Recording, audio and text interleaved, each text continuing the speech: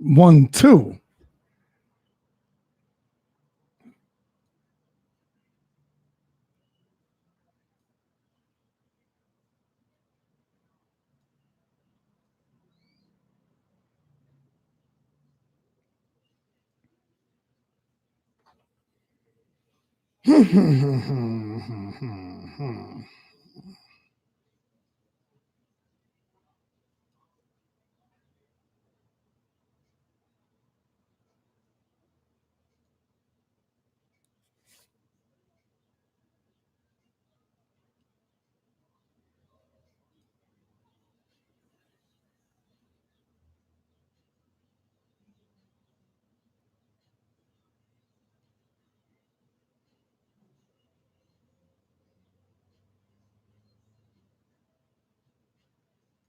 Wouldn't a little extra income be nice? Especially when life throws you a huge surprise. But it's not easy to know where to find it or how to get it.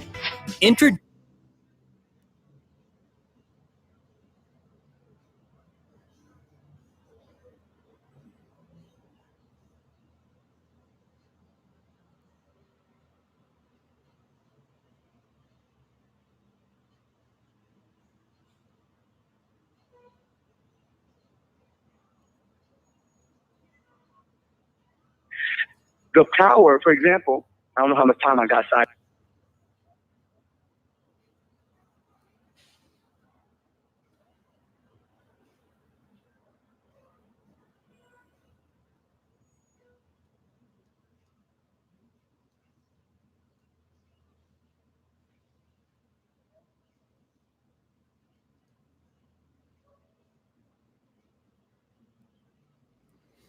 Peace and Black Power family. How y'all doing, man?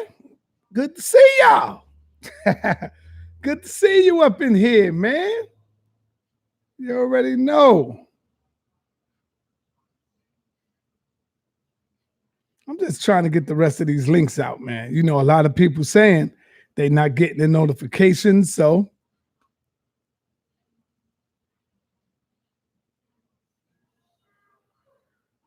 I got to do it this way.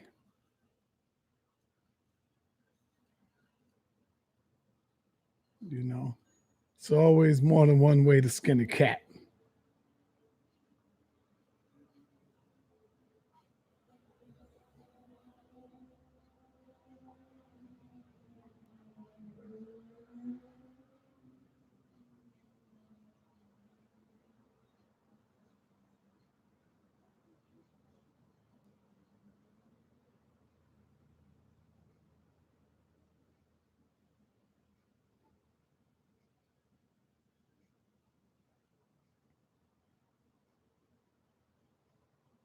All righty.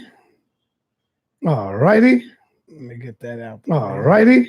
Let me get that out. All righty.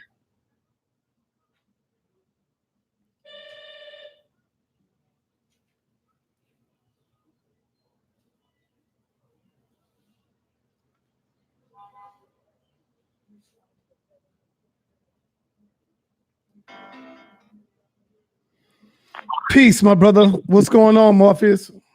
Yo, man. Yo, you know I'm live. I'm live first. I want to let you know. Oh, you live. Okay. You're still talking with Gorilla Hebrew? No, I'm live now on something else. Oh, damn. I didn't know what's the subject then, because I was still watching that. Come on in. It says the Quran, the Bible, or the bag. How you living? I supposed to say how you living. I put how you living. Damn, man. I got, oh, man. I'm glad I had to read it over. Let me read it over, Quran, man. Yeah, it's supposed to be Quran, how you living. I got how you living. Oh, Quran, man. The Bible, and how you living. Yeah. Okay. All right. Let me fix that title right quick. The Quran and the Bible, how you living, meaning which book do you subscribe to? Is that what the premise? No, you'll see. You got to come and see. Okay, I just fixed it. If everybody just refresh your screen, the title have been refreshed and shared. All right, thank you, brother. Let me go. I tell you what, let me watch first, and then I'll come back in. All right, got you. All right, peace. Peace. Call from For life. To accept, press 1. To send a voicemail, press 2.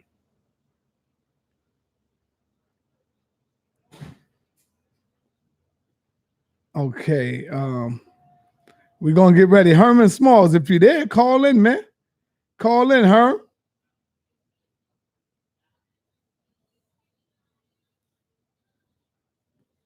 Call in Herman Smalls. Call in Herman Smalls. Don't get scared now, brother. Okay, let me call you then.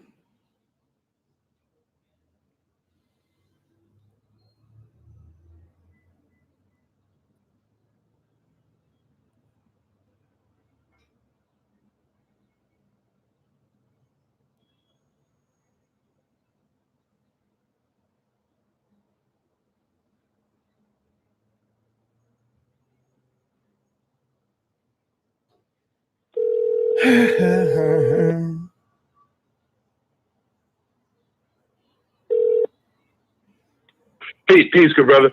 Peace and Black Power family. You already know you live. I want you to know you live before you say another word. We are live on Sonetta Studios before I get ready to play this powerful video. What's happening with you? Well, a brother is, enjoying, relaxing in this international village of Harlem. It's kind of wet out there, but yeah, we're going to make it do what it do. Okay.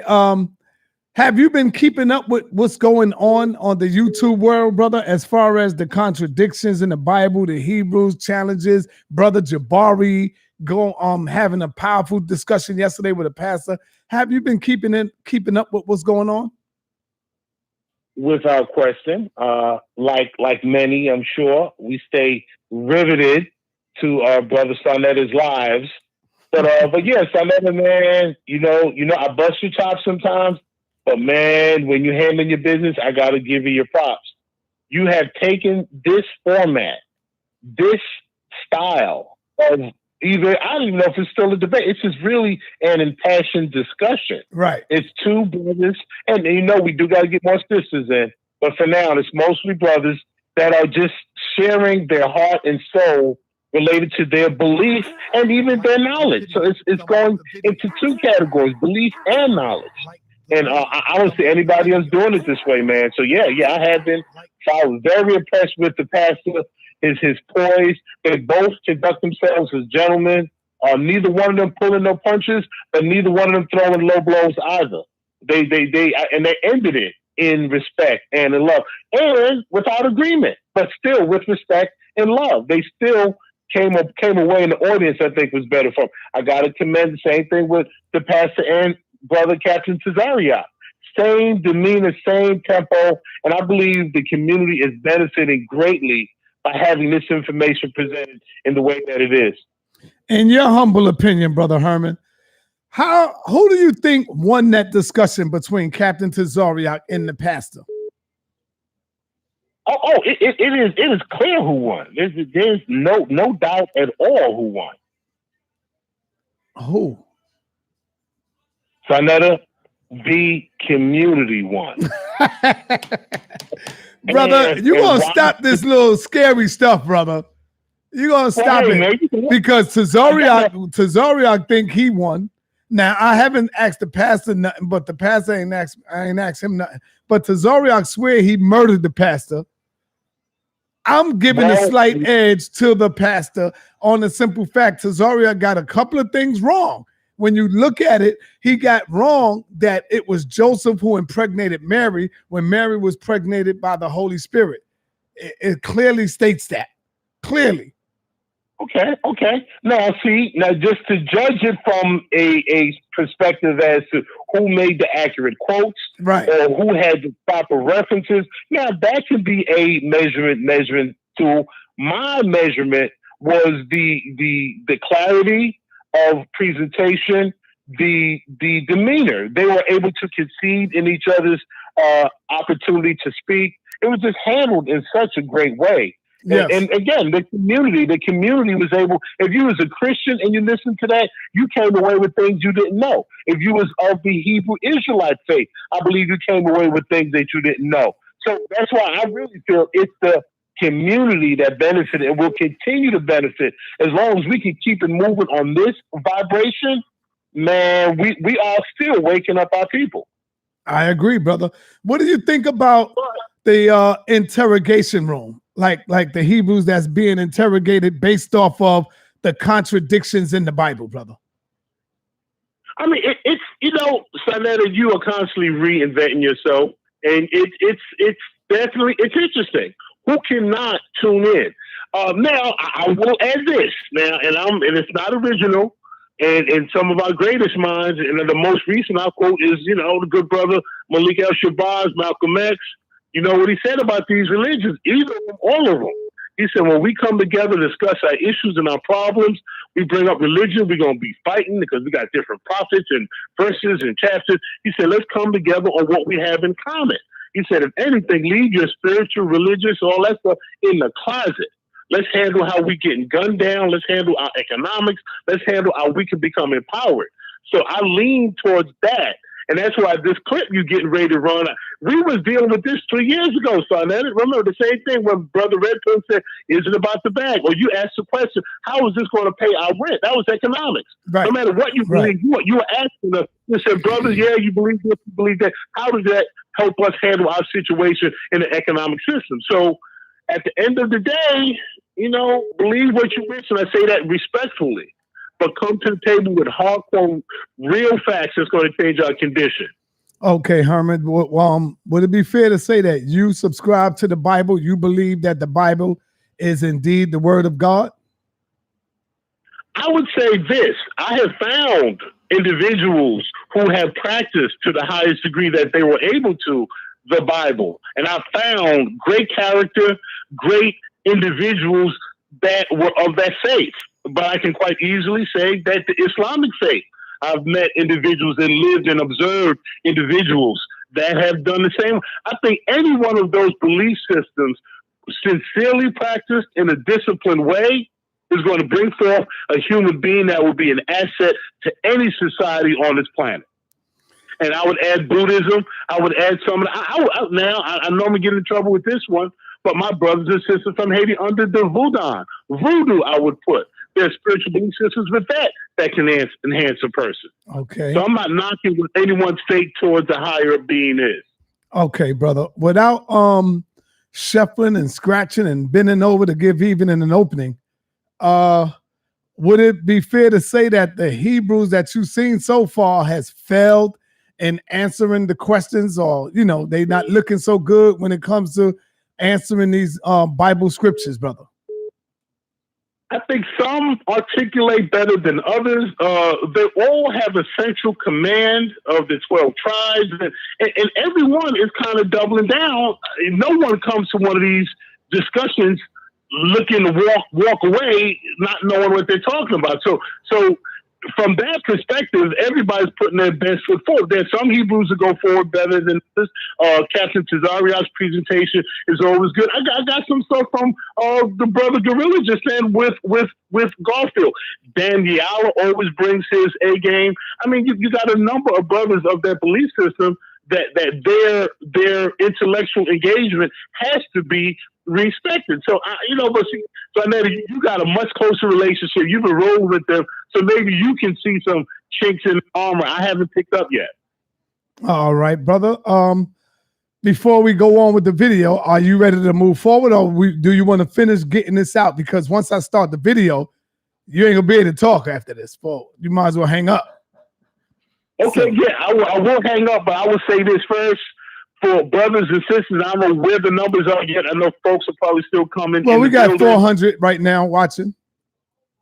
Okay, that's not bad, but I think that's going to tick up. You are going to see some. This is approaching 4 years ago, and this is what the thoughts, the mindset was with some of the faces that you've grown with over these last 2 years. We got brother Red Pill was in rare form. Supernova Sloan was bringing the heat. Sankofa was just dropping gems all over the place. And then we got the community. We got the folks that just joined in to give their insight. These were the kind of bills that set the stage for all the other consciousness-raising activities that we were able to bring forward. So for those of you who have not seen these brothers in a minute, you're going to see all of us together really going into some really important issues related to faith and related to realistic objectives that's going to change our conditions. Because remember, that was a question between Brother Jabari and the pastor. Which is best for our people? Which one of these are functional? So we went in heavy and hard on this one 3 years ago. So folks, sit back. I think you're going to enjoy the bill, so I know it's getting ready to drop. All right. Peace and Black Power. Thank you, Brother Herman. Peace and Black Power, son. Have a great show. All right. Peace. All right, family. No more callers right now. What I would like to do is dig in the crates and come up with something special. And let's get it in without any further ado.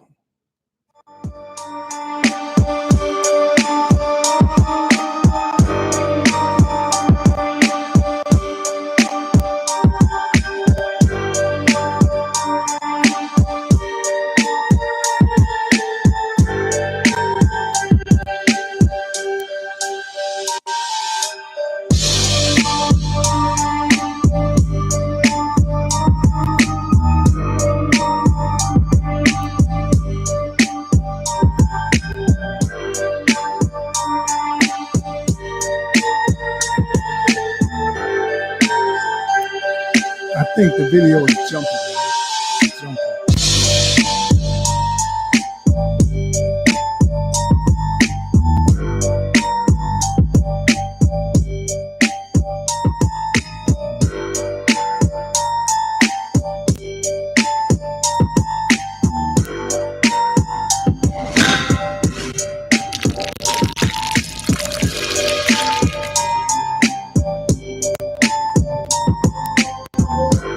Yeah, the video jumping. It's not working. So let me ask you, how does studying ancient Kemet help us today? How the hell is that going to pay my rent? How is that going to pay my rent by studying some science thousands of years ago? Ancient Kemet, what is that doing for me today? Okay, well look, but you are the science from 10,000 years ago. Let me show you something. Santa, hold this microphone. Watch, well, give me some room. Give me some room. Give me some room. You are the You are the pagan and heathen. So if you are Hebrew and you saying that's a pagan and heathen, well, nice to meet you, pagan and heathen. If you are Moor and you saying the Egyptians are pagan and heathen, but go like this. And you are the womb, the body. That's why they call it life. Because we the human life. We are the body, the almighty body of the ancestors. This is the Ankh, the head, the womb of consciousness, the body that holds the head and the arms. Or as the gods would say, Allah. Come on. And we are the five-pointed star. Sepetit, Sirius. We come from planets with our star people. We are the five-pointed star. When you make love to your woman, black man, you are the six. He's the six-pointed star. The 5 and 6. Back to Chicago. The people, the folk nation. Because guess what, brother? Guess what? As a living example of life, if you activate the ways of your ancestors on a daily basis, you magnify and quantify all unlimited possibilities. You are the unlimited potential unwakened. And so it's up to us as the master teachers to continue to hold each other accountable of our daily salute, our daily practices. Can I say this? My brother. But the brother, he asked the question, how does this pay our bills? It doesn't. Your work, okay, and you putting your foot down and knowing what you got to do as a man is what pays your bills. But what inspires you and motivates you to help you pay your bills, and not only that, create business and to create institutions in your community, so you can not only just pay bills and give back, you can create institutions and generate wealth. See, now hold up. Now in Kemet, the knowledge in it has healing. We are people that are sick.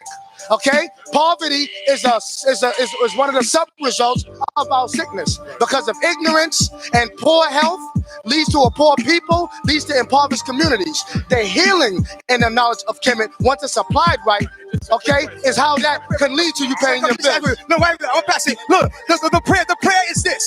The Kemetic prayer is this. Nuku, Amiku, Kemab Keperu, Imit Hayu. I am that I am, a shining being, a dweller in light, coming forth from the limbs of divine. That's how we apply that. Salute. Okay. Just very, very briefly. Now you're asking, how do we pay the rent? Now, my aunt and the principals and everybody hotepping and them hoteppers and disrespecting this, these principles and guidelines are not very far from others. Meaning, if you apply them disciplinedly, really live in the 42 principles, really live in that. Because how many are? Not many. But guess what? You go to Christianity, I don't care what you think about Christianity, somebody sincerely living that, that's going to be a dynamite human being. You go to Islam, the same thing. Somebody really living it. But how many of us really live in it? Hold on, we got unks and all this stuff, but look at our lives. Look at our lives. If you look at our lives and our lives don't reflect my aunt, It's then choppy, it's all y'all. I a might show. have to stop it. I'm wrapping up. I get that. It's not just knowing the culture. It's how you live. It's your spirit. Do you have a spirit of arrogance? Do you have a spirit of ego? If you really live in my aunt, you're balanced. You're balanced. You know, but if you're representing yourself in an imbalanced way all the time, that means you have not internalized it. You know the chapters and the verses, you know the authors and the titles, but you're not internalizing and living that. And that's a real critique for the conscious community. We be on some serious ego stuff. I'm wrapping up. We can activate, but righteously. And then righteousness has a humility. There's no ego and arrogance to righteousness. And some of us, our egos are out of line. You really got to slow your roll. Because it's just competitive to be in front all of the time. Just competitive to talk all of the time. Practice. You ain't got to run your mouth about it. Let somebody look at your life and know you live in my eyes. So then in closing, because I'm going to just back up and just listen.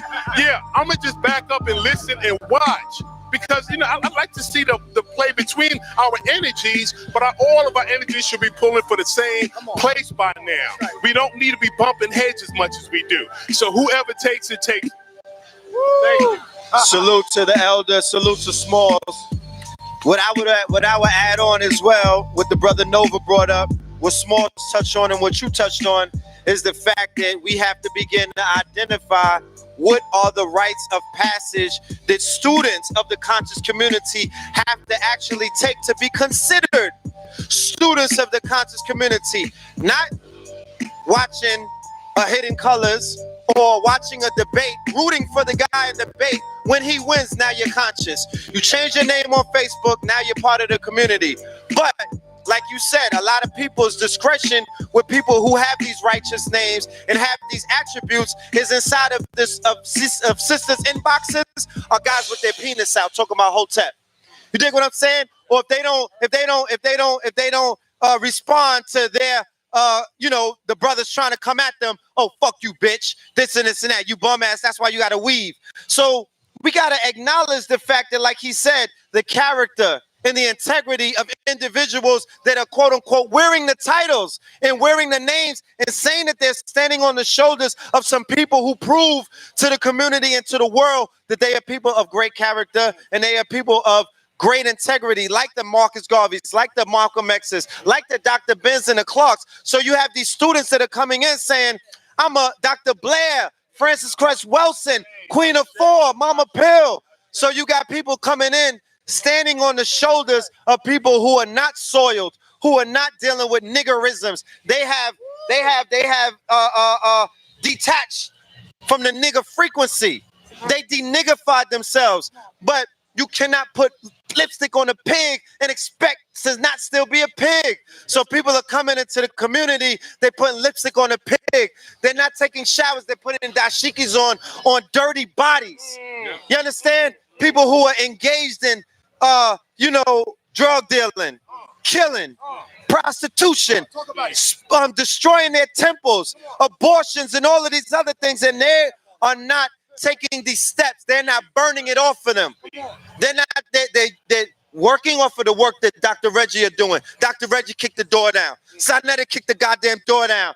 Supernova kicked the door down. And what happens when our people kick the door down? Then niggas run in and they start looting.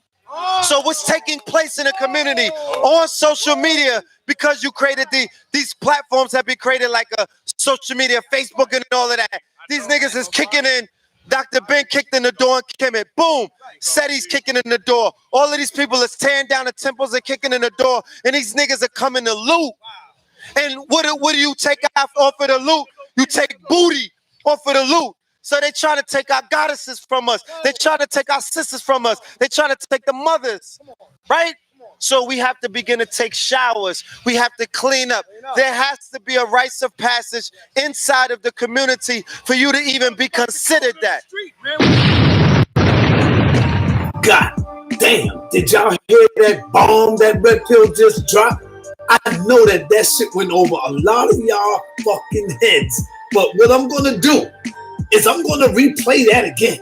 I'm not gonna tell you what he mean. I know my smart people gonna step up, and I want y'all to write inside of the goddamn comments what he's talking about. Subliminal. Talk about it. Write about it.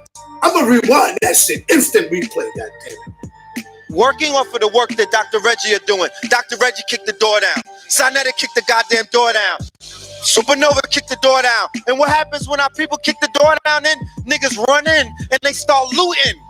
So what's taking place in the community on social media, because you created these platforms have been created like a social media, Facebook and all of that.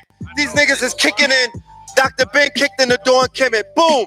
Said he's kicking in the door. All of these people is tearing down the temples and kicking in the door. And these niggas are coming to loot.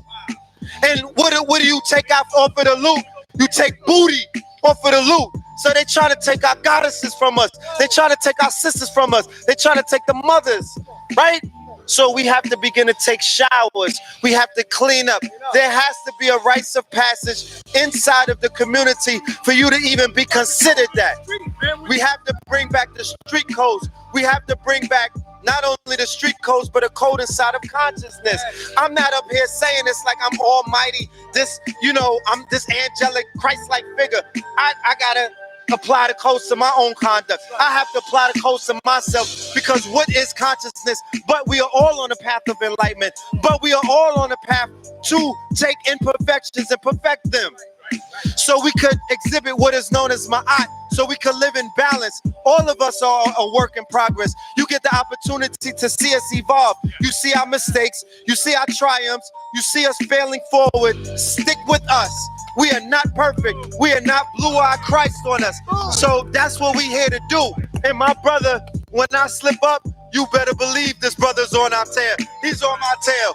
When he slip up, each one teach one. My brother Sinetta, if he slips up, we are here as a brotherhood and a sisterhood. We're not sitting around pointing each other out, trying to crucify, assassinate our character, destroy our legacies, and do things like that. It's some crackatosis in your blood. Get it out of you. That's the nigga in you. That is your lower self. So yeah. Listen, coming up, we're gonna do a build, and the twins will be with me on this build, and my brothers here will be with me. The build is called The Black Alpha Male and the Power of His Sexuality. And the 30-day challenge is talking about challenging every brother out there to take a 30-day fast from any sexual activity. Shut your being down to move up, okay? And in that 30 days, we want to empower you to explore your physical fitness, your martial arts. You're taking the sea moss and other herbal formulas that will strengthen your male prostate, empower you with the superfoods and other superfoods that will get you on your masculine alpha power. So when you redeploy back in the black womb, you are thrusting her into possibility. You are thrusting her into awareness. You are thrusting her into enchantment. The black woman feels like she can conquer the world with your thrust, black man. But if you are toxic and your one is not working properly and your mind is toxic, how can you thrust that black woman into empowerment? So we have to detox you, and we invite you to join us, brother, on this 30-day master cleanse that we will all be building on very shortly at House of Consciousness. No sex, you saying? No sex. The temple. And we're rebuilding the temple. Talk about the psychosis that comes to one when he's depleted. through the semen when he's depleted. Let's talk about the psychosis, how you would become a beta and not an alpha when you well, most of our brothers, even brothers in the conscious community who have very powerful scholarships, are on the beta frequency. If you do not, every man has to take at least 30 days to replenish himself. See, the man's role is to serve, as in service, a serviceman. A woman's role is to receive the service of the men, okay? As in receive the seed-men, right? The seed-men, okay? So, in that frequency, if you don't take the time to build and fortify your master temple, your temple of power, your temple of God, and restore it with daily prayers, activations, okay? Whatever you come from. If you do salat 5 times a day, salam alaikum. If you're reading the Torah, salute to you, okay? If you're in the Perteruim gear, salute to you. What I'm saying is that we need to apply the work, right, on a daily basis. Men are physical. We have to do some type of physical thing. So if you don't do resistance training, do your martial arts, do your run, do your calisthenics.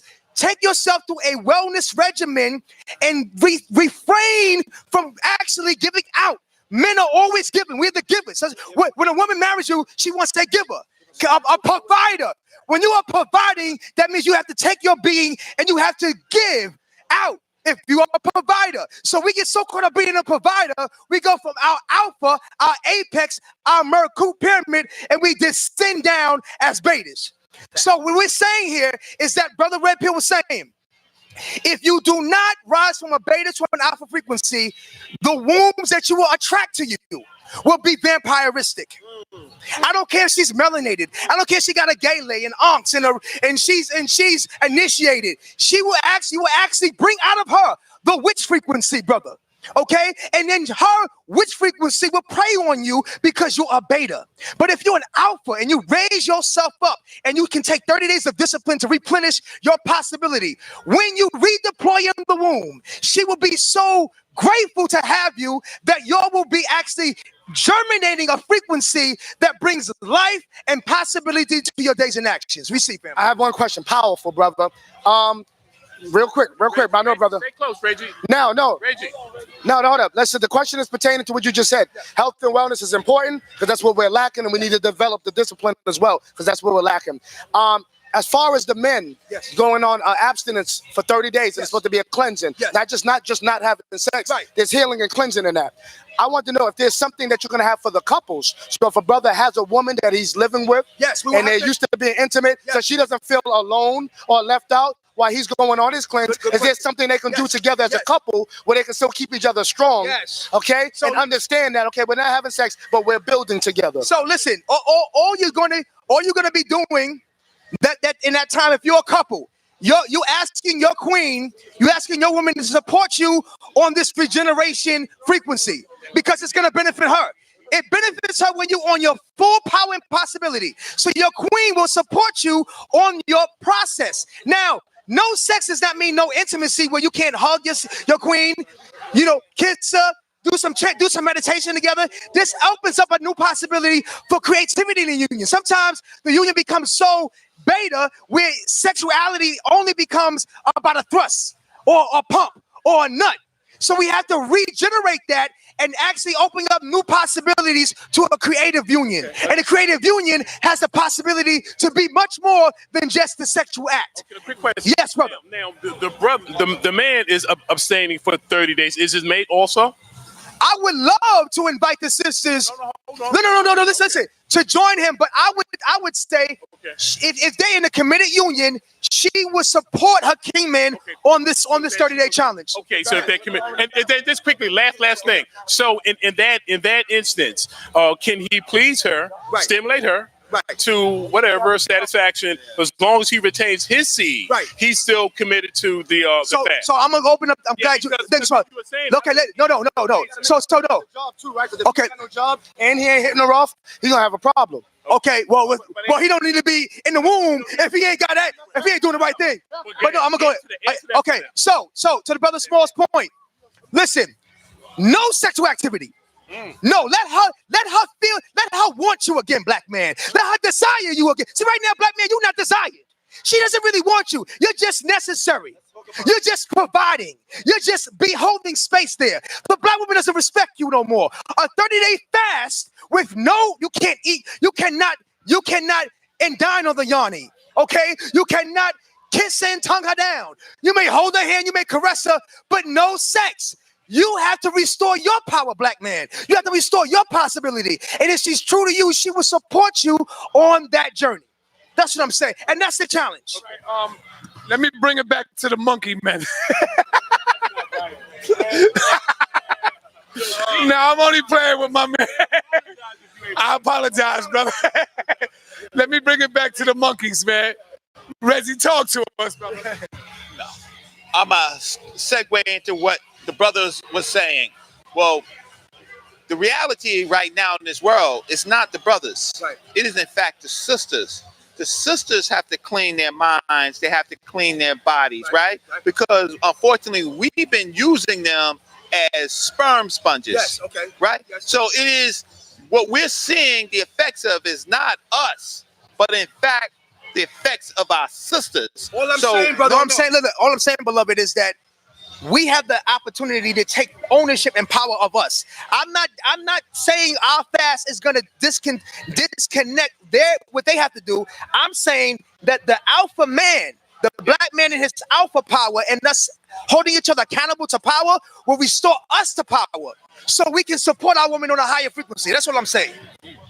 That's what I'm saying.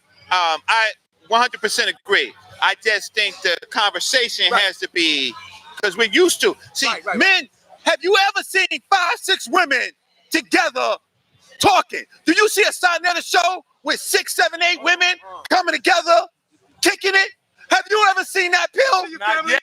Have you ever seen women in front of the camera talking about plans? But it's coming. Brother, Supernova, this is what I'm talking about. Okay. We have always been planning. We need our women to be our partners. So all I'm saying, beloved, is that listen.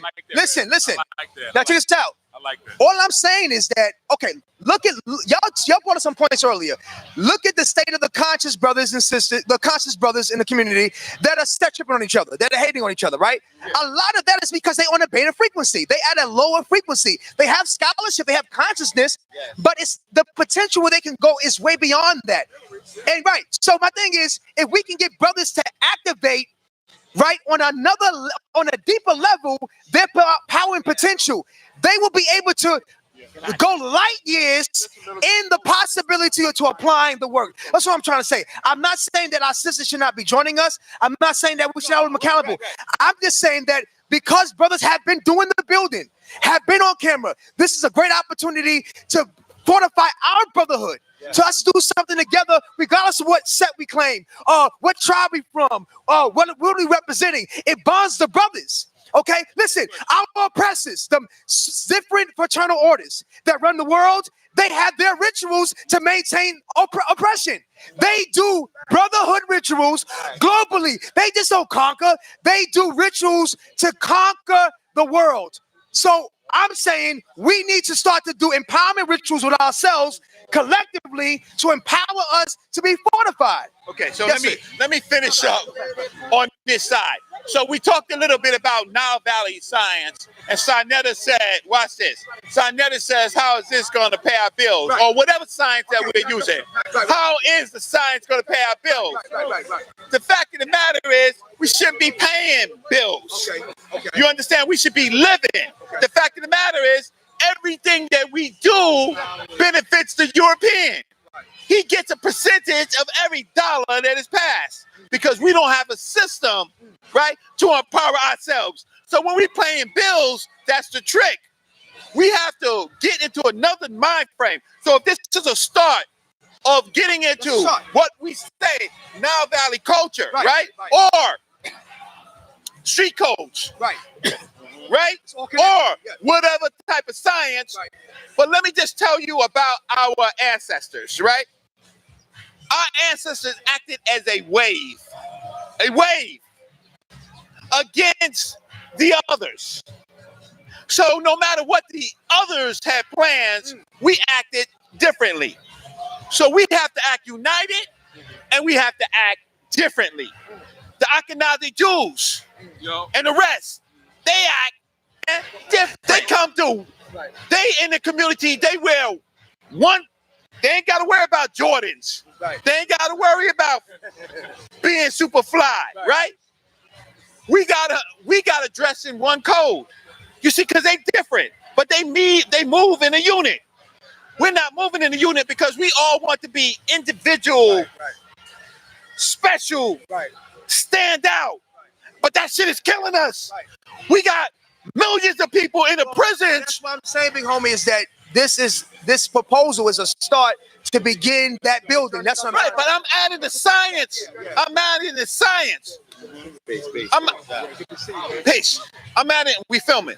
I'm adding the science, right? The science is that we got to start thinking as one, brother. And we got to come out as one. Because our ancestors taught us to think, the nether is basically a wave. Our culture is basically quantum physics. We are quantumly entangled to survive. What we have done is we have allowed other people to send us signals through the television, through the music. See that music right there? That music's harmful. We think that it makes us dance, it makes us feel happy. No, it takes us off of what we're doing. All of the music right now is being programmed. Everything on television is being programmed to make us quantumly entangled to their agenda. We're thinking about music. We're thinking about how we're making money, right? The fact of the matter is, the problem with Africa is that Africa needs to hold its money, hold its resources, keep those goddamn diamonds in the ground, keep that rubber in the ground, keep that shit in the ground, and guess what happens to Europe? Guess it dies. But what we're doing is we're feeding into that thing. All we got to do is stop it, right? And nothing comes out of Africa, right? And guess what? Every minute, oil don't come out, diamonds don't come out, gold don't come out, cobalt come out. Their industries die. Then guess who they got to make a plan? But if we're not focusing, so this is a step, not for just us here. Right. But this is a step that's got to spread to all of Africa because we got to think like a wave. We got to put together. Now, all what you're hearing right now, this is a goddamn melanin explosion right now. Right? This is an explosion of ideas. Right? A supernova. Right? But as it vibrates, it changes, right?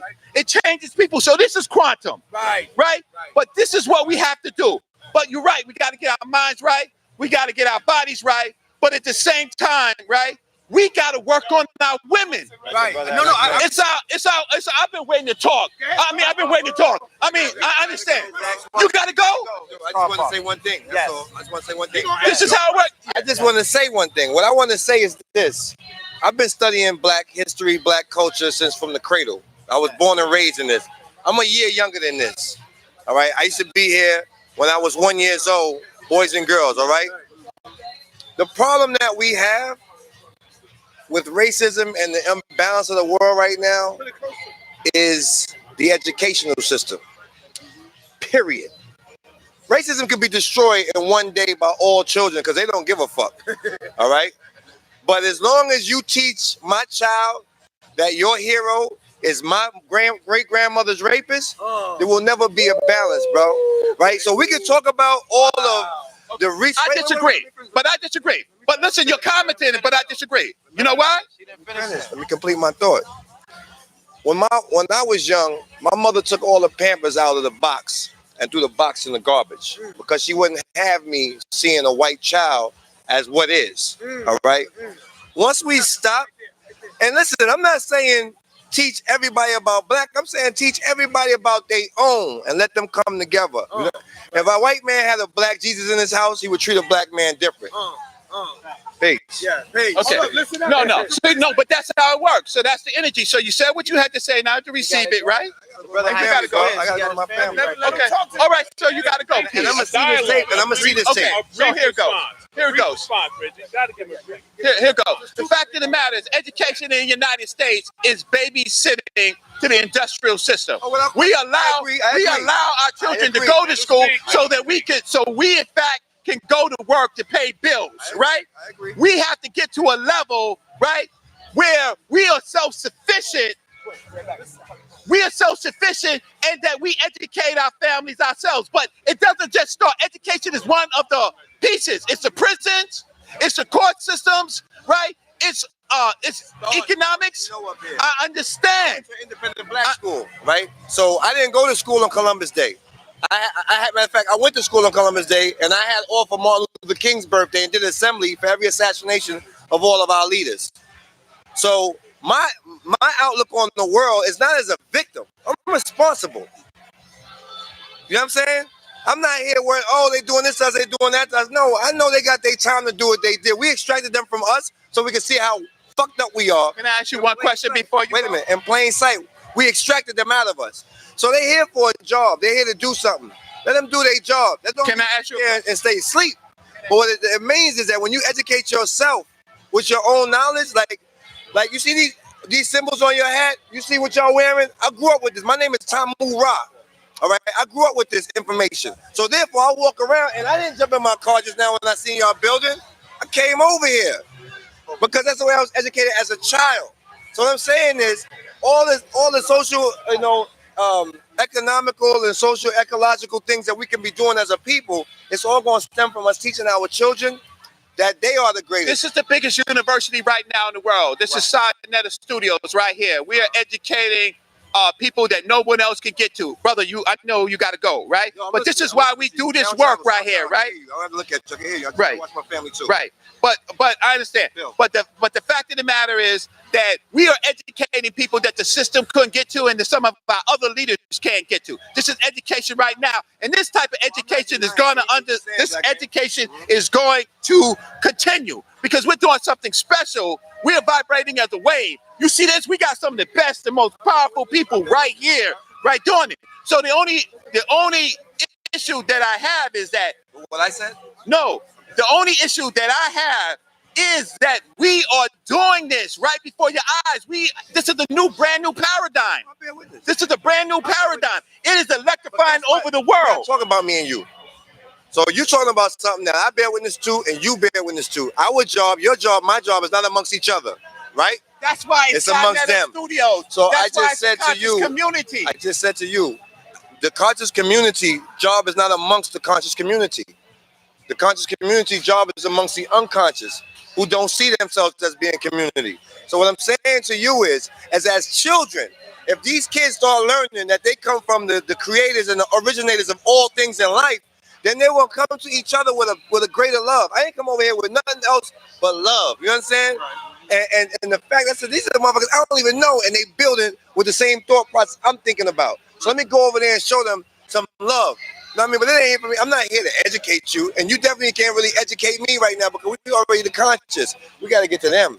We got to get to those. That's why we on film right now talking solutions, right? And this vibration, peace to you, this vibration is spreading. We have dealt with a number of subjects that can't get to other people, right? That's my point about being in the way, vibrating at the same way. And even no, because I'm not talking to you and you're not talking to me. We're talking to those people. That's who we talking about. Like people can see me and Brother Pill. We be bouncing on a different frequency, but when we get in the right frequency, it's the same goddamn thing, right? Because we've had time to talk and communicate. We're creating an environment where we can communicate to people, right? Because the other people, right? And what he's saying is what you're saying is almost the same thing, that we're coming together, right? Consciously to re-educate, because everybody has a form of education. Some have been miseducated. So all of us here had to deprogram ourselves from what we've been programmed. We wasn't born like this. Even, look, I was at the feet of Dr. Sebi at 8 years old. Yeah, that's what I'm talking about. Right there in Brooklyn. That shit didn't save me.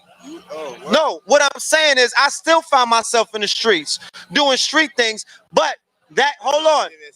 But let me read. That's what I'm saying. Let me clean that up. Let me clean that up.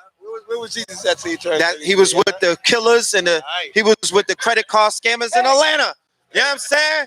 So I was gonna finish that.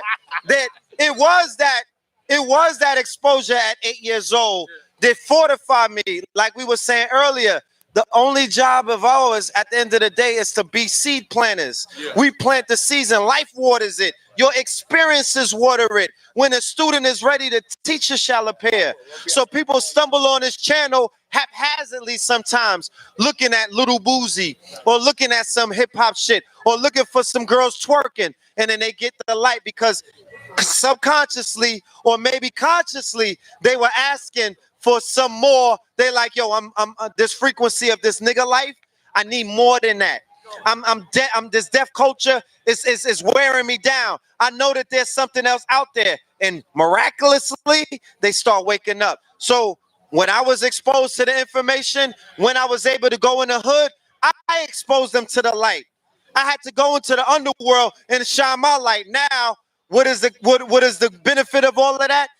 20 years later, I'm out here at this festival, dudes from the hood I might have had murder beef with, or guys that I knew had done things in the hood that I can't even mention. They coming through with an ankh on. They're living the lifestyle now, not professing it or reading it in a book. They're living it out. The guard right here, I ran into, come through, young guard. This is an example of the impact of, like the brother was saying, re-educating our people with the information, not just the talk, but the walk. Let them know who you are and what the information and the consciousness is doing for you. One of the brothers, you know what I mean? Going back to what the brother was saying, I can't speak for what the sisters have to do. I'm not going to tell them. I know as a man some of the discrepancies that we have in our culture. What does our culture teach? Fuck everything else, because we could be studying Nile Valley civilization, Moorish science, but we belong to another culture. That's the hip hop culture as a generation. We belong to an operating system that is not from the Nation of Islam. Okay, the operating system for young men in New York City, in Atlanta, in LA, in St. Louis, in Memphis is hip hop. And that shit is telling you, fuck these hoes. Huh? Money over bitches all day. Pardon my Moorish Latin, but you know what I'm trying to convey to you. We don't love these hoes and all of these other things. So the frequency, when your child gets in a car to go to the daycare or to go to kindergarten or to go to grade school, and mama turns on the radio and she turns on 105.1 or 97.1, they're not hearing the 42 laws of Ma'at. They're not hearing a Farrakhan speech. They're not hearing Jesse Williams on stage. They're hearing the nigger talk. They're hearing niggerism. They're hearing lower frequencies. So what we have to do is identify as a culture, as men, we have to be more responsible for what? We have to go against the culture. We have to question the culture. We have to put the culture under the motherfucking microscope and saying what parts of it can be changed now. What parts of it can be upgraded. Because I'm not throwing away the baby with the bathwater. I can't throw myself away. I can't throw who I am. I can't throw my experiences that made me red pill I'm not going to throw that away. But I'm going to say that I learned from some of my mistakes. I'm going to say that the sisters hate us right now. That we're not in favor with the majority of the sisters that I know. They not fucking with men. If I repeated some of the things, the segment energy is rising. We are now coming into an era where we may have a matriarch with a patriarch with a matriarch face on it. That's the Hillary Clinton administration. And the segment energy is rising. You should hear some of the conversations that's taking place. One of the current conversations that I had with a sister, and she said she have a group of sisters that talk, and they all agreed that they're not going to procreate no more. They like, we not even bringing life into this fucking realm because of unresolved issues of pain, of hurt, of molestation, of all of these things that have been taking place, and they feel that men hate them. So we got to begin as men having these conversations, but I'm not about to go tell no woman what they need to be doing and how they need to carry themselves and the problems that they have. But like I said, I want the brother to come in and explain and let the family know some of the influences and all of these other things that consciousness is doing for him. First and foremost, big shout out Hotep And shout out to Sign Never TV. That's like, y'all understand the impact that what y'all doing is having on my life. Like, I don't want to look at y'all like Babylon and all that as far as like how they look at the celebrities. Because Hollywood, when it's Hollywood, you got to understand that's casting a spell. Hollywood. You know what I'm saying? It's not real. It's a matrix. But when I run into y'all, you got to understand the impact y'all are making. You know what I'm saying? I don't think y'all really understand. Like, I even run into Dishi and asked him a question. He probably don't even know why I asked him the question. I asked him, it was, what does Sabbath mean? I go by Sabotage. My real name is Taj, but my rap name is Sav. But it comes from Sabotage, and it's all about that balance. I came through to fuck shit up because of y'all. Oh, part of my language, you know what I'm saying? Yo, part of my language. But to get back to a point that I was making, it was the fact that they say my generation is Generation X. But where the big homie at? Big homie left or whatever. Yeah. So yeah, Supernova coming back. Big homie coming back. But they said we Generation X and we can't learn nothing. We have the mental capacity to learn whatever we want. But when we sit up in the classrooms, we don't know nothing. But when the homies know what I'm talking about, when the little scrap pull up to a 9, 31 days, 21 days, he know all that information. He can't even read. Right. God can't even read. Yeah.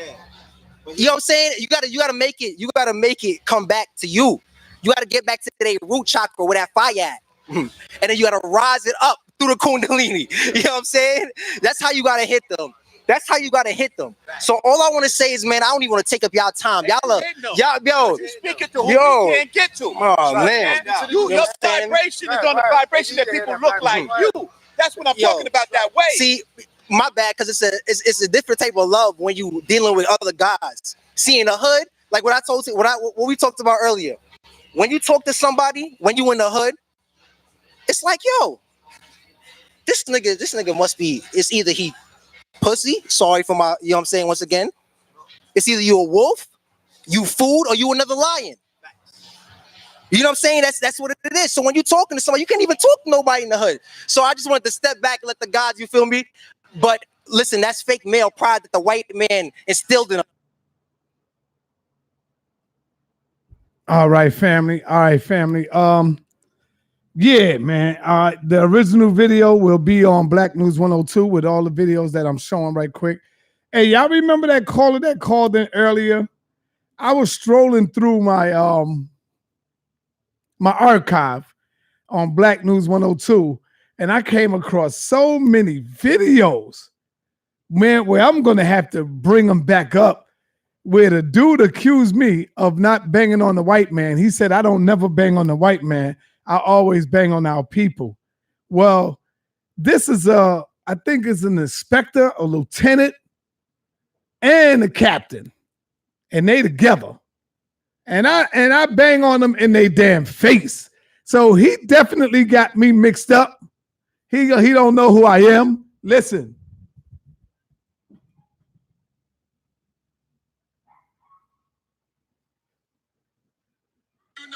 The Jews who financed the slavery? I don't know, sir. Now you running. Now you don't want to talk. They financed slavery, man. Sorry, I don't know that. I'm not. You know that, right? It was Jewish people who financed slavery, African slavery. I don't know. Get in the car now. Now you have to. See, now he's running. Now he's getting in the car. Now you say, get in the car. I got so many damn videos, yo. And these are white shirts. These the top dogs. So when that dude say stupid stuff like that, he definitely didn't know who he was talking to. He's definitely talking to the wrong one. You know, I am not out there killing my own people like y'all do in Chicago. So he had me mixed up.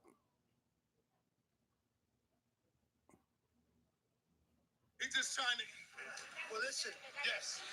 I want to know what he's doing. Because if he's selling Advil, he ain't trying to eat. Where'd you get the Advil from? Stay in the car. I've done this a lot of years.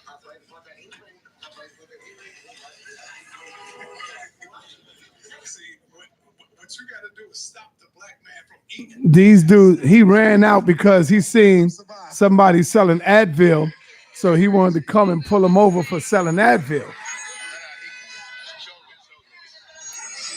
don't need you. He got it. He good. He good. He good. He's strong in these streets.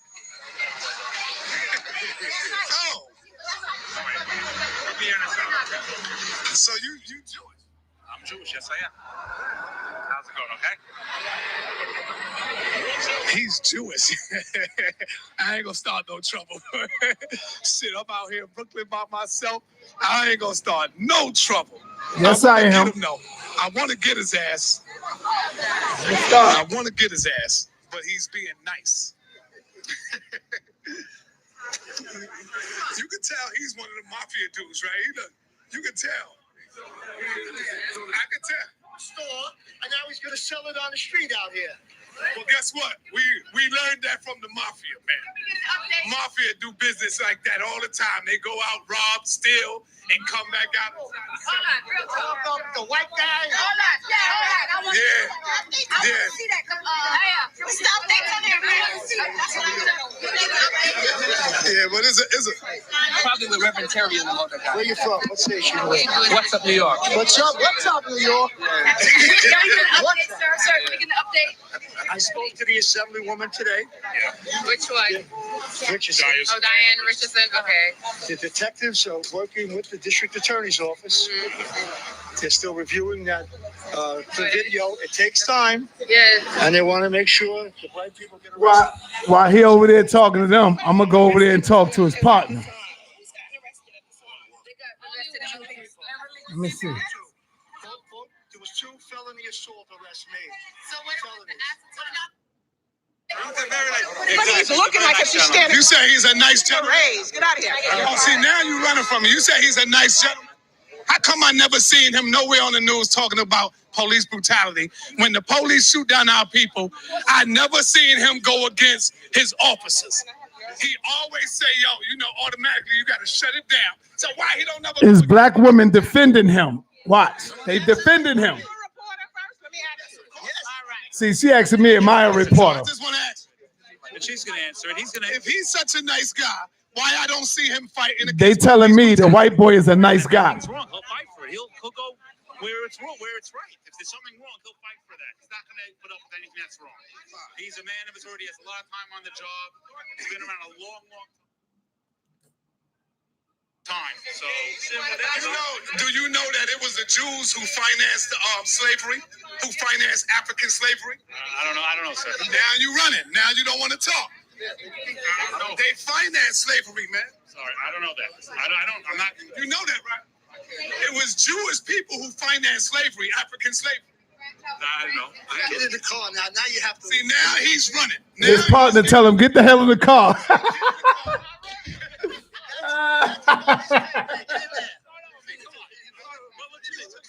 They telling me, leave him alone. Get in the car. Well, you're gonna have a few black spots. You're gonna have a few black spots. So come on, man. He said he got black people on the force. I said, you're going to have a few black spots. So what? You got a few black spots in the position. That don't mean that, you're not racist or nothing like that. This is why I say, I'll tell you one thing. I'm not racist. I'll lock up the bad guy. I don't care if he's white, black, green, blue. He's dead. He's going. So I'm doing this 40 years. I love this community, and I want justice to prevail. All right? Yeah, you love the community long as you in power, long as you in control. Yeah, long as you in power.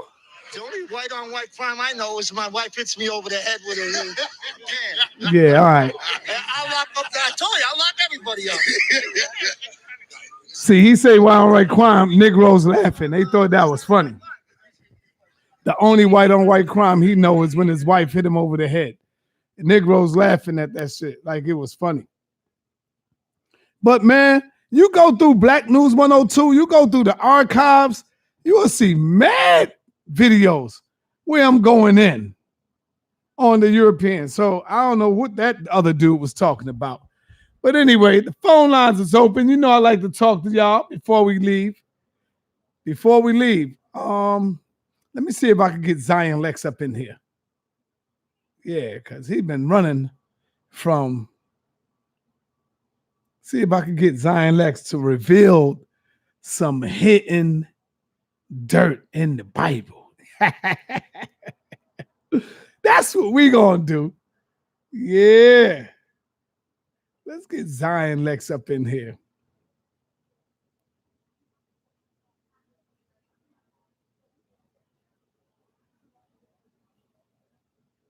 Because you know Zion don't give a damn. In the book of Deuteronomy 22, I think it was 20. Hey, what's up, son? Peace, brother. You know, I want to first say before you say another word that we are live.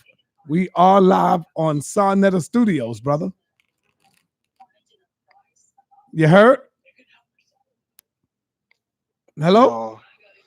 How you doing, brother? I hear you. How you doing, man? I'm doing good. Oh, you was resting, huh? I've been good, man. Huh? You been resting. You resting. No, I've been busy, brother. I just actually came back from a Hebrew conference in Detroit. Oh, a Hebrew conference in Detroit. How was that?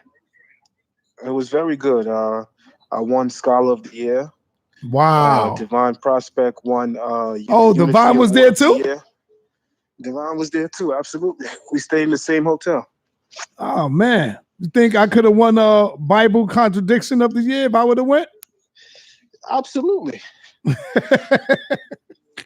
Hey yo, I'm gonna call you right back. My son calling me. I'm gonna call you right back. I'm gonna call you right back, y'all.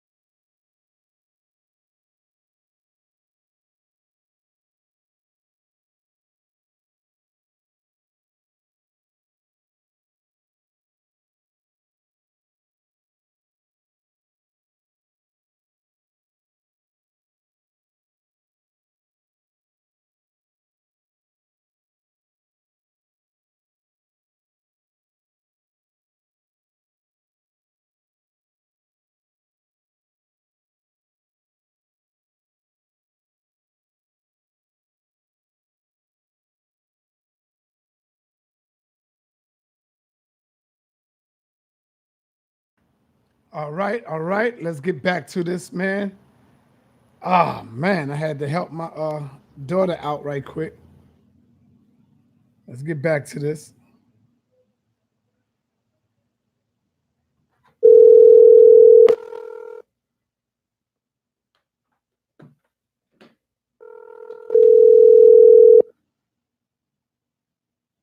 sir.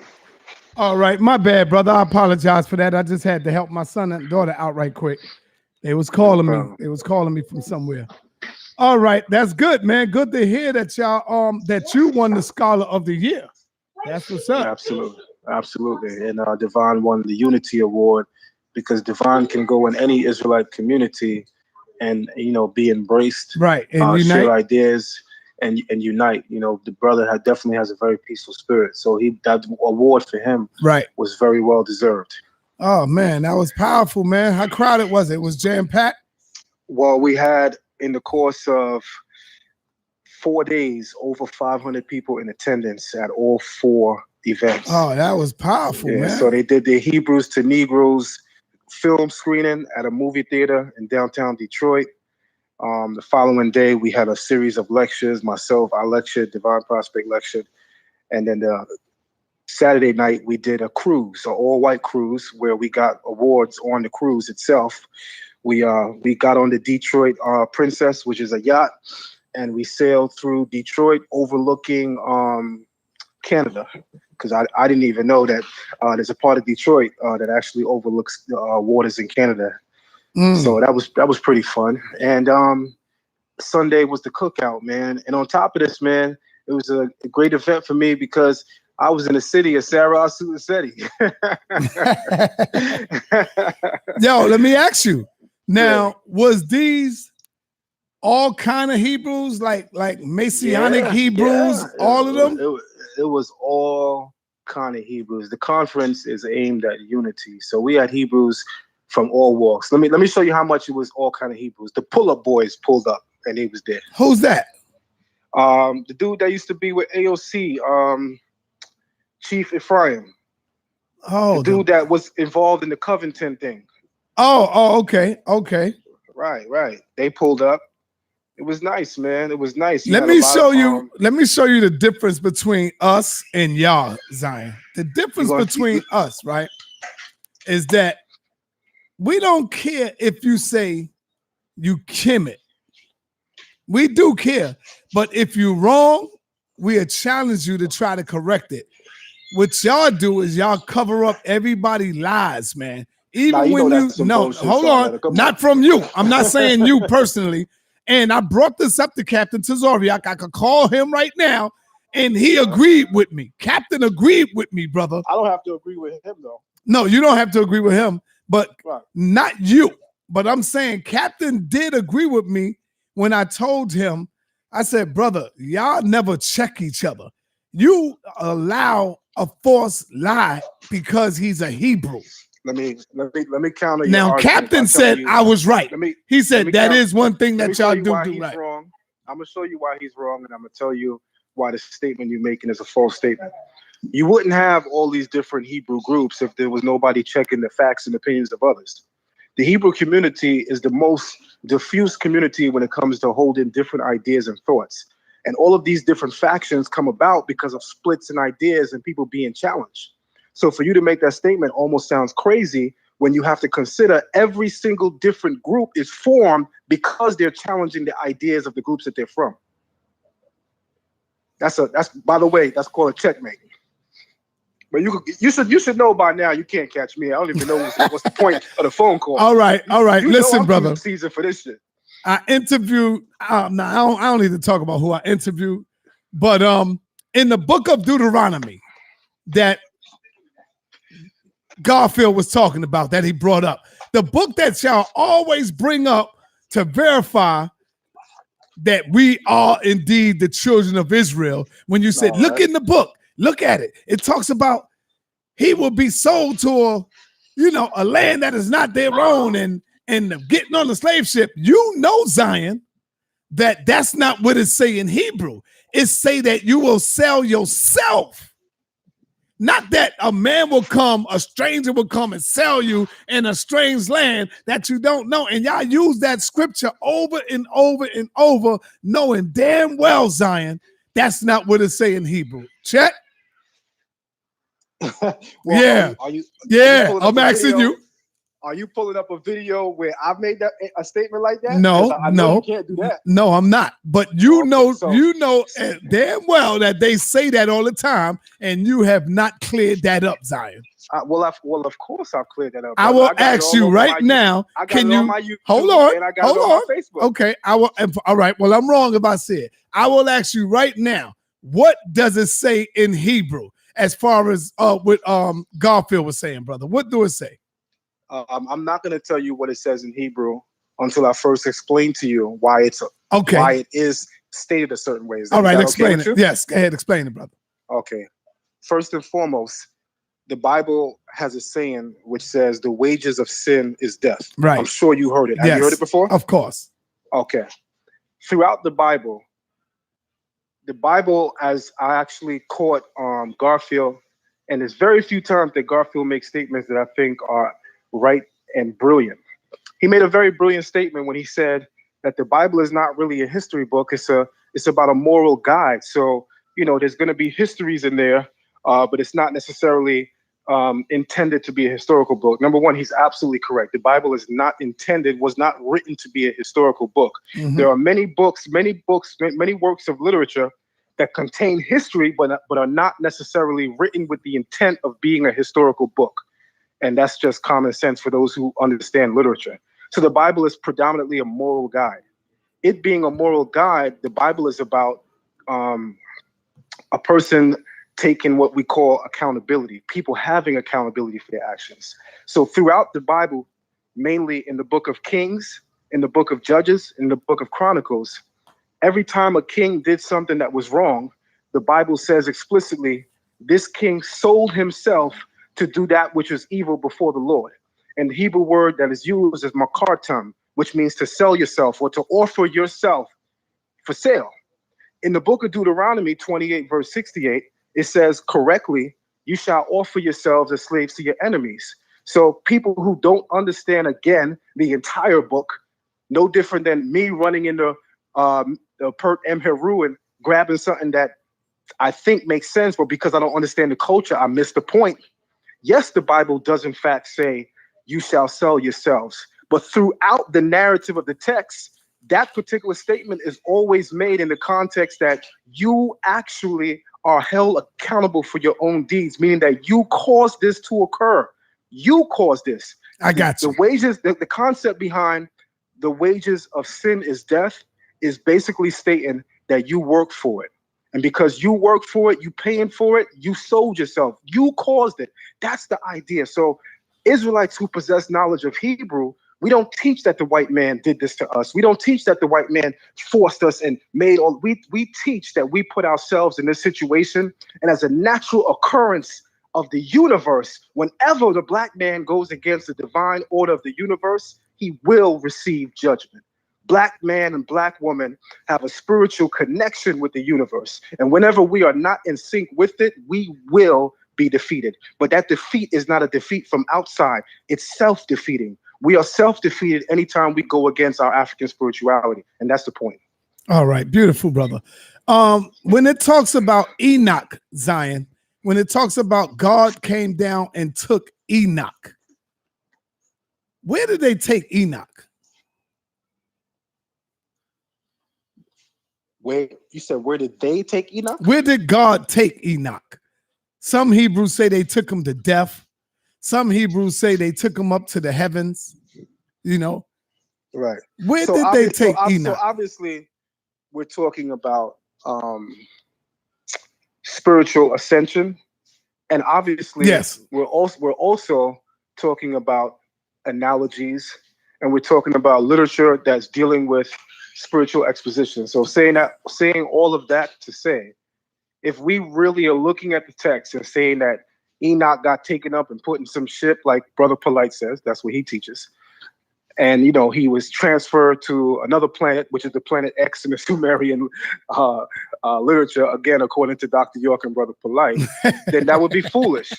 That would be foolish. We don't teach that. Again, we teach that the brother had a very high spiritual experience, and the Bible is using language to define this experience, but this experience is not to be interpreted literal. So a brother like you, who is now making a name on YouTube, and I've been watching, by the way, of cats and Hebrews contradicting their own literature. What I would like to see you do, because it's only fair, right, and balanced, is gather 10 people from the Kemetic community and ask them on the spot questions. Like, you didn't call me and prep me and told me what you was going to ask me. Right. Call them and put them on the spot about the Pert and Heru.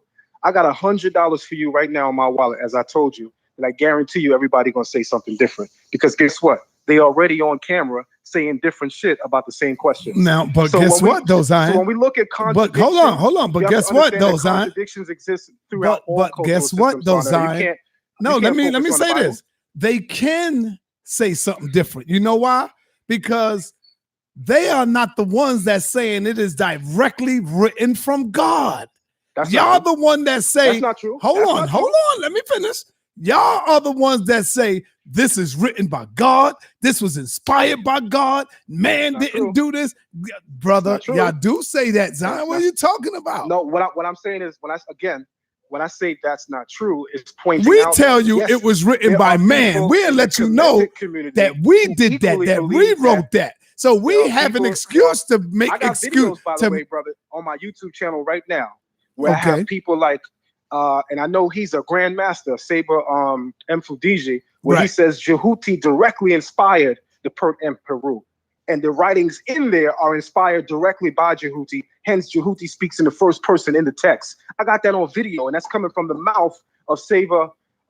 Zion, do you know what Come he's? on. Let me tell you. Hold on, brother. Don't try to explain it away. I brother, gotta because explain all it I'm to you doing so is you I'm can pointing out the understand. same thing Do you that know you're what? trying to Do you do. know what Infodiji mean by that? Meaning that he sees. Son, you playing games right now, brother. man. No, Because I'm not, if brother. any All right, Hebrew Zion, you was to do inspire that me. to you, Zion, would you say, inspire me, brother. Hold on, Hold I'm on, being brother. fair. I'm Hold being on. fair, brother. You Hold on. inspire I'm me being fair. to go out and seek more information on this the Bible and stuff like that. See? I inspired you? Yeah, you inspired me to go and seek more information because when I ask you questions, you keep it real and honest.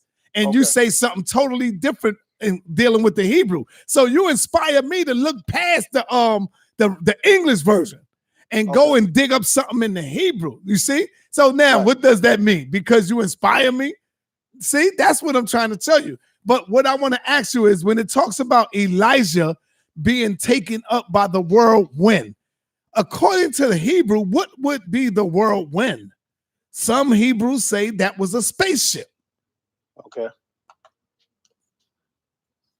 According to you, what is the whirlwind relating to in Greek or Hebrew? Whichever way you want to explain that.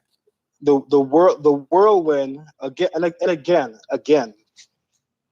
What you're doing is the same thing you accuse Hebrews of doing, which is you're attaching literalism to a spiritual text. So that's that's why I got the man. number one. That's why I got the man who won the scholarly of the year, And brother. So you I can won break that it award down. for a reason. That's right. You know, I got that from my peers. Exactly. That award is very well deserved. That's right. So let me just say this to you. All right. In light of that fact, I was given Hebrew Scholar of the Year award for a reason in my own community. That's right. All right. So let me begin to now give you a little something within the text. When you get into African spirituality, which nobody cannot deny that the text of the Hebrew is conveying African spirituality, because then you wouldn't find parallels of Kemetic thought in there. That's number one. Number two, when you impose Eurocentric views such as literalism on an African text, you're always going to come out wrong. So yes, there are Hebrews that impose Eurocentric literalism to African texts, such as the Bible. I'm not denying that. I've definitely come across Hebrews that take it very literally. But what you have to remember is that everybody that has a microphone is not necessarily a scholar. Mm-hmm. What you have to remember is that everybody who's, in a spotlight is not necessarily a real scholar. We have to make a difference between people who are on large platforms and people who are actually doing the work. For instance, you and I both know that Brother Bujawu is one of the baddest Medunetta teachers. But guess what? Who got the spotlight right now? Jabari. Jabari don't read a lick of Medunetta. So we just got to keep it real, and we got to call a spade a spade. When you impose Eurocentric views on an African text, of which the Bible, the Torah, is an African text, it's conveying African spirituality, you have to understand that you cannot come into it with European literalism. I never disagreed with Brother Jabari on those points, because those points are right and valid. So you're not going to get me to encroach upon any European literalism. Again, I'm telling you something that's echoed in the Pert and Heru, where it speaks of the Netzer Heru having transmigrational experiences himself. So, or what we would call spiritual ascension. This is something that is replete throughout African texts, that when people reach the highest level of their morale, they have what is called a transcendental experience or a spiritual ascension. This is at the zenith or the apex of African thought. So what the Hebrews are saying is not different in African thought. The problem is when you have Hebrews that are coming in with literalisms and saying, yeah, he took him and he's on planet Risk, or he took him and he's here. That's all bullshit. You have to understand that we're looking at number one in African texts. That's number one. So again, I have to be fair, brother, because I've watched the videos, but I don't think that you're being extremely fair. You honed in on the Bible, you looked at the Quran, but you have yet to gather the Kemetic community, of which there's a lot of contradictions there too. All you got to do is look on my YouTube page. That's why they all fear me. My page is full of the contradictions that these guys do because they all full of shit. Okay. I'm still waiting for you to put 5 of them in the room with just me. I tell you what, get those to me. Let me see what you got. I'm gonna go over to your page and I'm gonna see what you got. Now. Send it to me right now. Send it to you right now. All right, send it to me now. But now I'm still 10, 5? all of them, all the ones you got. Now let me ask you this. All right. And like I said before, we got a right to have. We can have contradictions. I'm not excused. We can have that because we are not the ones that's saying we human. Number one, we are human. We know that man wrote them texts on the wall. We know that not no creature, not a saw. Not none of that, none of them things, beings wrote that. We know man wrote it. See, that's the difference that I keep trying to tell you, That's Zah. not true, brother. No, I'm telling you my truth. Let me give you my truth. I'm saying I don't believe that no creature from heaven or in space came down and wrote that. I'm saying man wrote it. Now, this is what I want to ask you. Hold on. And I agree with you. Thank you. But this is what I want to get back to because you ain't answered the question. I wanted to know what is the whirlwind in Hebrew that came down to get Elijah? Was it a spaceship, brother? That came down because that's what the Hebrews say. I ain't gonna lie, not all Hebrews say a spaceship. I only heard that from one dude, right. And that was Jeremiah Judah. First said that. First and foremost, what we're gonna do is we're gonna highlight what area of Hebrew study that this is. Number one. Yeah. So when we talk about the whirlwind, we're talking about information that is really transfigured on a initiate level. Saying that to say, when I engage people in the Kemetic community in certain conversations, they say that they're not going to have that conversation with me because I'm getting into the mystical teachings within their text, of which they don't play around with. They take that serious. And I'm telling you right now, I'm not going to subject my spirituality, nor my system, to the ridicule of you or your audience for the sake of some laughs or some viewership. Mm-hmm. When I understand that this is something that we take serious. Now, there's certain questions that I'll engage you with, and you know I don't run from questions, but what I will not do is allow some of your immature audience to impose their ignorance in this conversation and then disrespect my culture, because I'm a person that I take this really serious. I got you. So all you got to do is speak the truth. You ain't got to worry about if they accept it or not. No, let me finish. Yeah. Because you got a lot of brothers in there right now that want to know. I even see Hebrews saying, answer the question. They got Hebrews that want to know. Hebrews want to know what is the whirlwind where Elijah was taken up. I don't think that's being disrespectful. I think you got a right to speak the truth and speak your truth. Absolutely. You know? But what I would like you to do. And I really want to know because I really want to learn. So when Hebrew tell me a whirlwind is this, I could be able to answer him with the Hebrew and say what the Hebrew mean.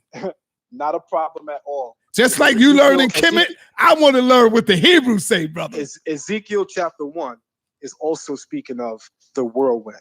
And that entire concept is known as, in the Hebrew thought, and especially on the initiate level, as Ma'aseh Merkava, which translates as the account of the chariot. So now, again, we're talking about something on an initiate level, of which I'm not going to have an open conversation with you nor your audience about something that only takes place behind closed doors. Oh. Not every element of the text am I open to have discussion with. I don't care who want to hear it. I'm not discussing it with everybody. I'm a real scholar and teacher of this, and more importantly, a practitioner. And being a practitioner of this, I'm not liable nor subject to discuss it all openly. So since when this have become secret science, brother? Because you know I could really go and look it up, or I'll call Divine. And you can do that. And look. You know you're not hurting me. No, I'm not trying to hurt you, brother. I'm trying to learn from you, brother. Right, but you one of my teachers too when it comes to the Hebrew level of respect that you place on your Kemetic teachers when they clearly say that there's elements of the text that they're not going to go into openly. Give us that same respect. I'm gonna give you that same respect, and I'm gonna move forward. But I think I probably got something here, man. I think I found something that I asked you off the line. Then when we ain't live, I'm gonna ask you that. That's how I'm gonna ask you. Feel better? I guess you got me. Wow, man. I'm gonna ask you off the line and see. All right, so brother, let's talk about. And I don't have no scripture in front of me at all. I'm just bringing this all up. Let's talk about when it relates to Mary being impregnated with the Holy Scripture. Some Hebrews say Joseph was the father. I say, according to the scripture and the English version that I'm reading, it was the holy, the holy blessing that went into Mary. What do you say, brother? What do you say? What it was? Was it Joseph who impregnated Mary, or was it the Holy Ghost, or was it like the holy? Let me just remind you of something. Yes, go ahead, brother. I am not a teacher nor a practitioner of the teachings of the New Testament. And you're asking me to give you commentary. But I'm quite sure you know about it, brother. You know it. Not enough to arrogate my opinion about it. Okay, so in the Torah, what does the Torah say? Because this story is in the Torah as well. I will tell you this though. Go ahead. When you get into the Pert M Heru, in one spot it tells you that Asar came to life again through Osset coming into contact with his members and actually performing that rite of passage through which he went into spiritual ascension. In another part, it tells you Jehuti. That's a contradiction too. But do you care enough to bring that out? It tells you Tahudi what? Hold on. I'm trying to get clarity. It tells you Tahudi what? What you saying? Like Asar was what? I'm gonna tell you right now. In one place in Kemetic literature, it tells you that Jehuti performed the rites of ascension for Asar to come alive again. In every other place, it tells you that Osset did it. That's a clear and concise contradiction. But you don't care enough to bring it out because y'all want to act like the Bible is the only one with seemingly contradictions. All right. But I'm the right one for y'all because I studied it all. Okay, I was gonna call Jabari right quick. But it ain't gonna do the call because I tried. Jabari in front of me. No, I was gonna ask him. I was gonna allow you to ask him that question and see what he would say. But what I'm saying is, Sarnetta, why we playing behind the phones? You know when these people come before me, what be happening? That's why you don't want here's them the thing. me. That's not true. We want to make sure you when y'all get together, y'all turn up and that's all. That's all it is, brother. I got Jahudi my in the building. I would love for my to get up in there. When people are respectful, I'm respectful. That's all. Right. So here's the thing, brother. Can you help me out? And you don't pose to turn me away, brother. If I'm asking you for the information, especially, can you go into your Torah and give me that story? Was it Joseph who impregnated Mary, or was it actually Joseph and Mary cannot be found in the Torah at all? You should know that's a story that's in the New Testament. Okay, that so means that's now in the you're not New even Testament. doing your homework. Right. That's why I'm trying to get information from you. You're not helping me. I'm helping you. I'm telling you got the wrong text. Yeah, I got it. I don't even have nothing open right now. I can't open it up. That's all right, man. I can't open it up. That's all right. So are you telling me, brother, that you don't know nothing about the New Testament? You don't know nothing about that book? I'm telling you that I don't have the right to arrogate my opinion on it on your platform. Come on, Zion. You got to stop that, brother. What is you doing? Who are you protecting, brother? What I refuse to do is be a pawn in your game of trying to destroy the Bible. Not gonna happen. Well, Zion, you're the one that said that the Bible was full of shit. You can wipe your ass on it. I never said that. I said King James Version was full of shit. That's what I'm talking about. The King James Version also has an Old Testament, right? But I'm talking about the King James Version, brother. Right. So come on, Zion. What happened, man? I always looked up to you as keeping it real, as keeping it real with this information. Be used as a pawn in your game because, again, I'm a practitioner and I take it serious. Okay. You should know better than to call me and use me like that, son. You know I'm too intelligent for that. Come on, man. I'm almost insulted. Okay. Let me go back to Exhibit A, brother. Let me go back to Exhibit A, man. And the only reason why I'm asking you these questions is because you're the man who came and said what the Bible King James Version is. So let me go to Exhibit A to remind you, these are your words. The King James Version of the Bible is as good as toilet paper. I'd wipe my ass. But King James Version is so grossly inaccurate that I feel very comfortable wiping my ass with its pages. So this is why I'm asking you these questions, because you agree with me. I agree with you on the King James Version. So now you're saying, I don't want to go on here and talk about the King James put down. Well, that's what I'm asking you. I'm asking you about the King James. Because you asked me a question about Mary. That has nothing to do with the King James Bible, because the story of Mary can be found in many different versions of the Bible, but you specifically asked me about the King James Version. And that's what we're still talking about right now, the King James Version. So according to the Old Testament question, I'm not going to answer that question. All right. I got to find something, brother. I just don't have my notes up right now. I got to find it. Okay. So basically that's it then for right now. In the meantime, I'm gonna call somebody and I'm gonna go look at the ones you sent me. Hold on? Are you gonna email it to me or are you gonna send it to my phone? With me and Garfield on your platform live. I will, but for some reason I can't call him on here. Okay. I can't connect the on the WhatsApp. You can't do a joint call on WhatsApp. No doubt. So that's what I'm interested in. Me and Garfield should do a weigh-in on your platform live. Okay. I tell you what. Let's do that. Can you call me on your on the WhatsApp? Can you call me? Of course. All right. What I'm gonna do is hang up. I'm gonna get Garfield on the phone. And as soon as you hear it, Garfield in, call in. I'm gonna hang it up. All right.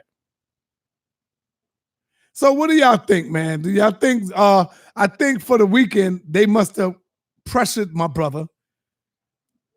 They must have pressured my brother and said, yo, man, don't be talking about that King James like that, brother. Because now he coming with a different tone.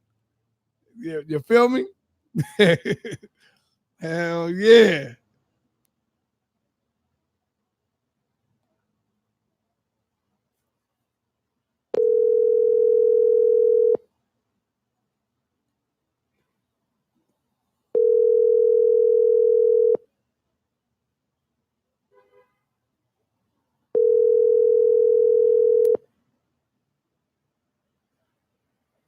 Please leave your message for 646. All right, so I can't get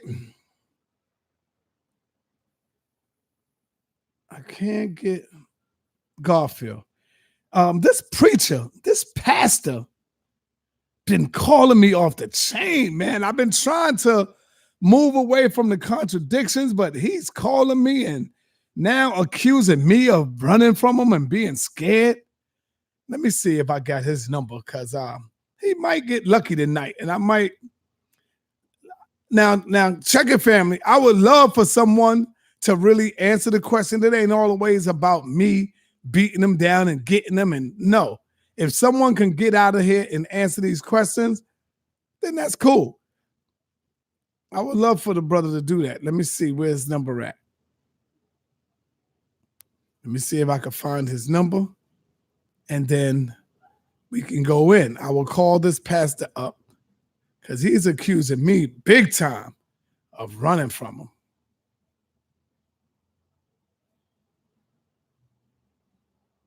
Is this him, Greg? Let me see if this him.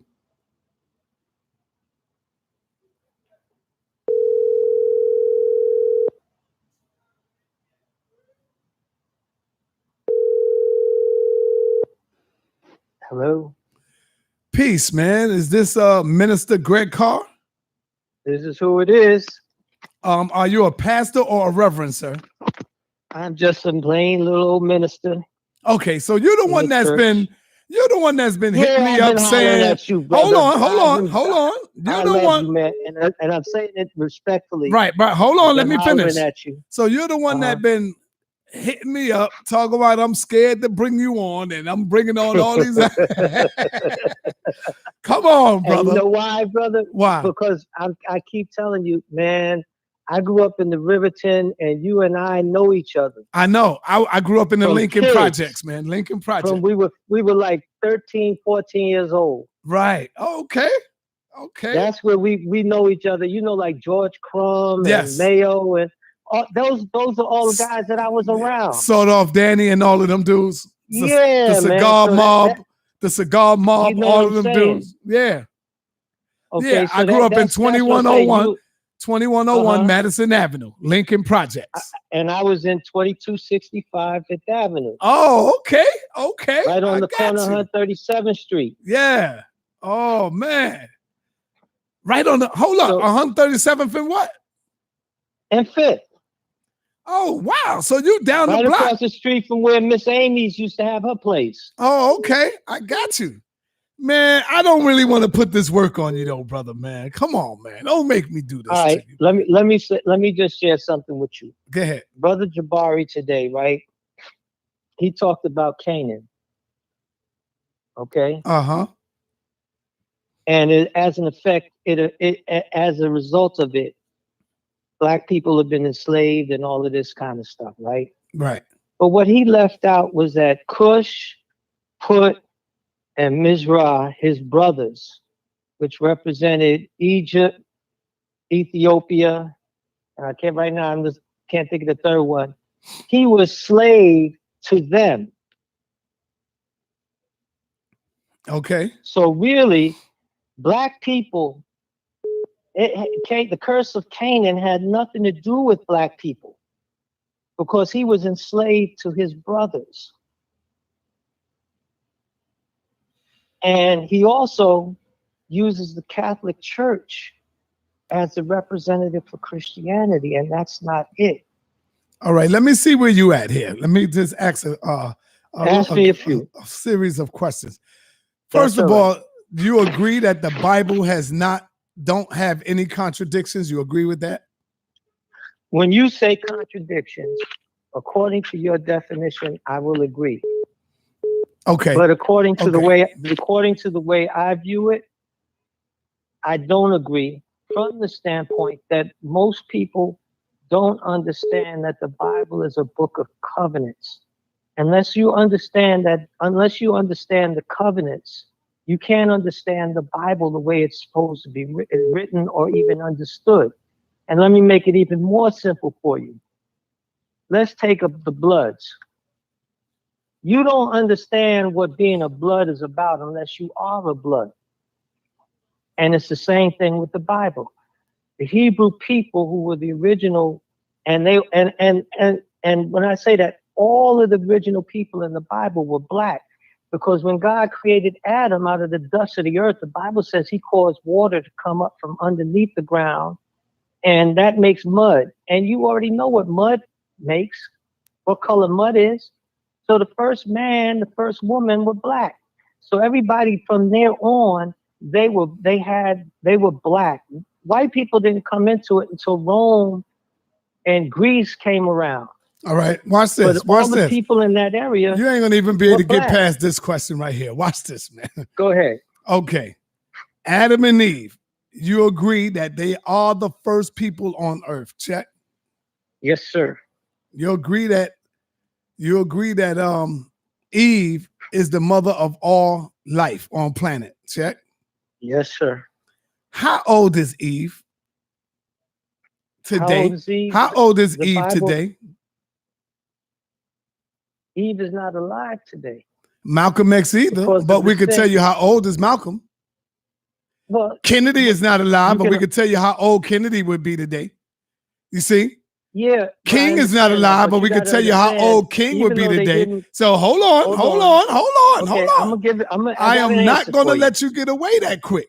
All got you an gotta answer for do you. is go back to the beginning of Eve and find out how old was Eve. So how old is Eve, brother? I can't answer that right now. And the only thing that I know is that eventually Eve died at some point, which when you start talking about death, I follow you, man. I've been listening to you for a long time, brother. And the work that you think you're going to put on me is going to get turned on you real quick. But is Eve older than let's put it this Imhotep? way. Do you think Eve is older than Imhotep? She came before Imhotep. Yes, sir. Okay. She came before Imhotep. Okay. Yeah. Yeah. Okay. Is Eve older than the first pyramids that was building? The first building of the pyramid. Is Eve older than that? Because what you have to understand. Oh, yeah? And I'll tell you why. Hold on. I'll tell you why. Give me a chance. Give me a chance to I'm gonna explain give you a why chance. I I'm gonna say give you a that. chance. Is Eve Okay. older than Esau? Is Eve older than Isis or Set? Yes. Wow. Go ahead. Break it down. Explain it. And I'm gonna tell you why. Because first of all, Asar, the mistake that the people of who follow the Kemetic teachings, they eliminate all the other black people that came from before. For example, the laws of Ma'at, which they say the Bible get the 10 Commandments from, and they say were the first writings, is not true. Because the Code of Hammurabi and the Code of Ur-Naman came before the 42 laws of Ma'at. And that came out of Mesopotamia. And those were black kings that I just mentioned who wrote those things. Those are the two oldest known writings in history. So you got to go back. Oh, man. Hold on, Pastor. Don't go nowhere. This might be one for Superman. Brother, are you listening? Yeah, I'm here. All right. Pastor, I got you on the line, and I got my brother Garfield on the line with me, because we ain't doing the contradictions yet. I'm just asking you a couple of questions, and then I'm gonna bring you on over to the contradictions probably later on today in this evening, like about maybe 6 o'clock. 6 o'clock will be good, right? You heard me? I heard you 6 o'clock. Oh, okay. Garfield, you there? Garfield?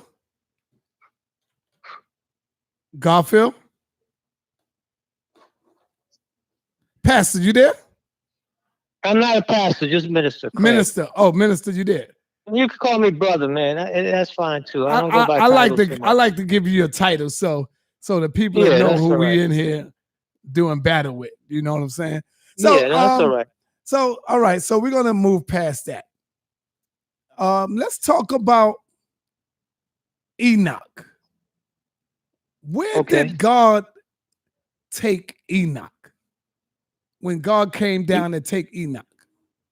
Enoch was caught up into heaven where God was. And actually, it was probably paradise. When you look in the scriptures where it talks about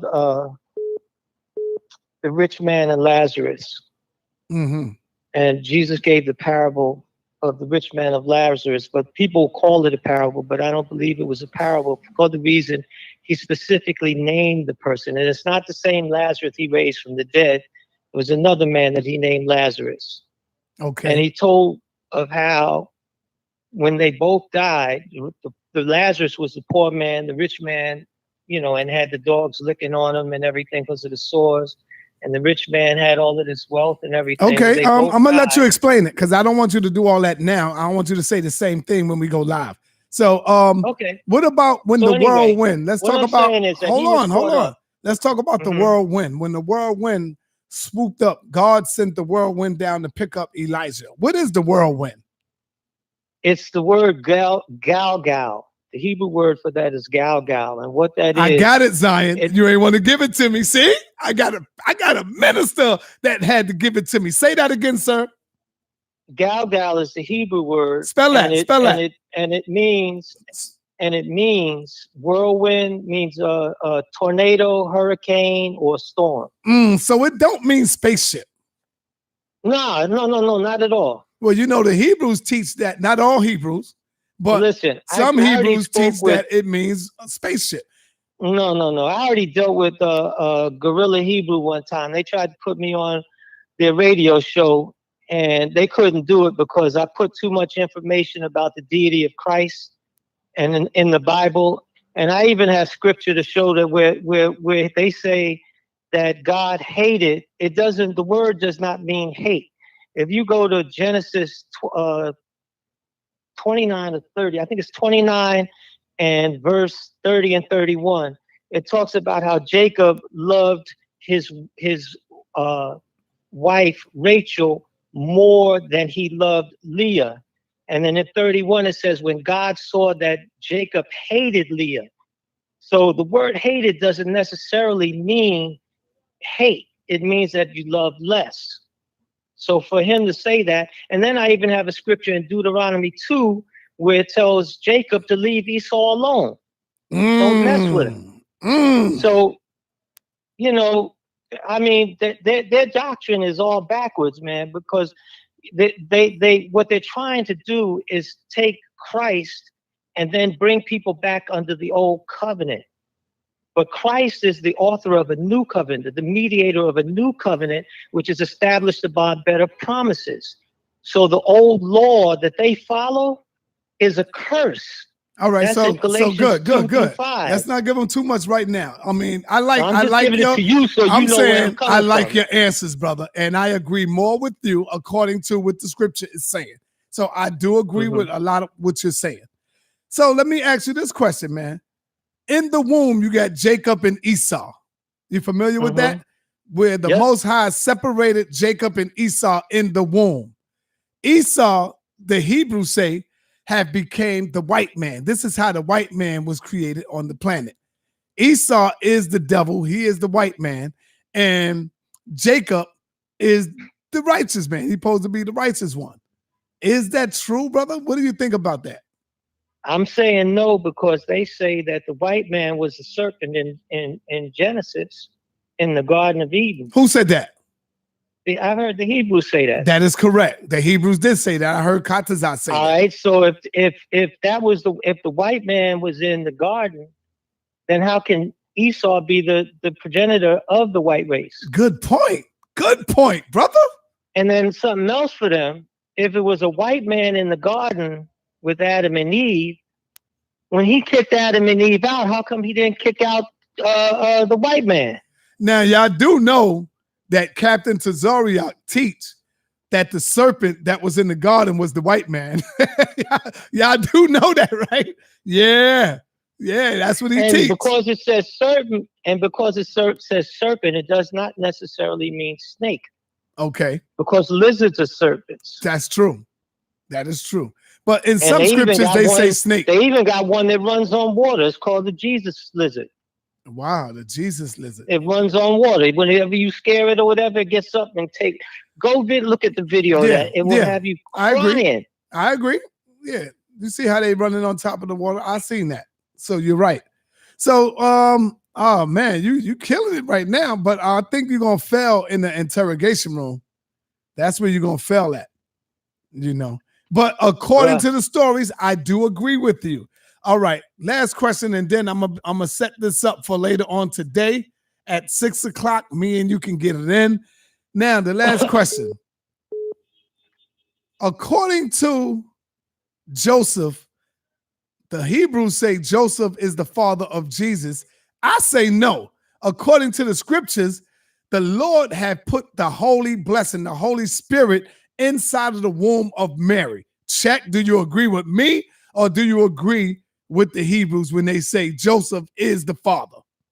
I agree with you to a certain point. All right. What point is that? Because you said it was the Holy Spirit that he put in there. Yeah. No, it was the word of God that he put in there. Okay, but it See, was still remember the Mary Holy. said- It was still the Holy Mary- Spirit. remember Mary said this. Remember the angel came to Mary and said, the Most High is going to put the Holy Spirit, the Holy child in your womb. He ain't said child, but he said I'm the not Holy disagreeing. Spirit. That's why I said I do agree with you. It's up to a certain point. Right. When in the beginning, when God created the heavens and the earth, what did he do? He said, let there be light, and the Holy Ghost moved and caused it to come into existence. So it's the same thing here. God said, you're going to have a son, and Mary said, according to your word, be it done unto me. So the Holy Spirit moved and brought Jesus about in the womb. Now, I have other scripture, which I'll save for later. Okay. To demonstrate how the word is the seed. Mm-hmm. Got you, brother. Okay. Okay, so All what right, time I'll are you save ready? that for later. What time are you ready? 6 o'clock? Are we on the same time? 6 o'clock. Yeah, I'm on Long Island. Okay, good. We on the same time. 6 o'clock is good. Going down, Greg have been accusing me of running, so we're gonna find out in a minute. 6 o'clock, y'all, is going down. Peace, brother. Yes. Yo, you know I love you, man. I got love for you. Thank you, brother. It was nothing.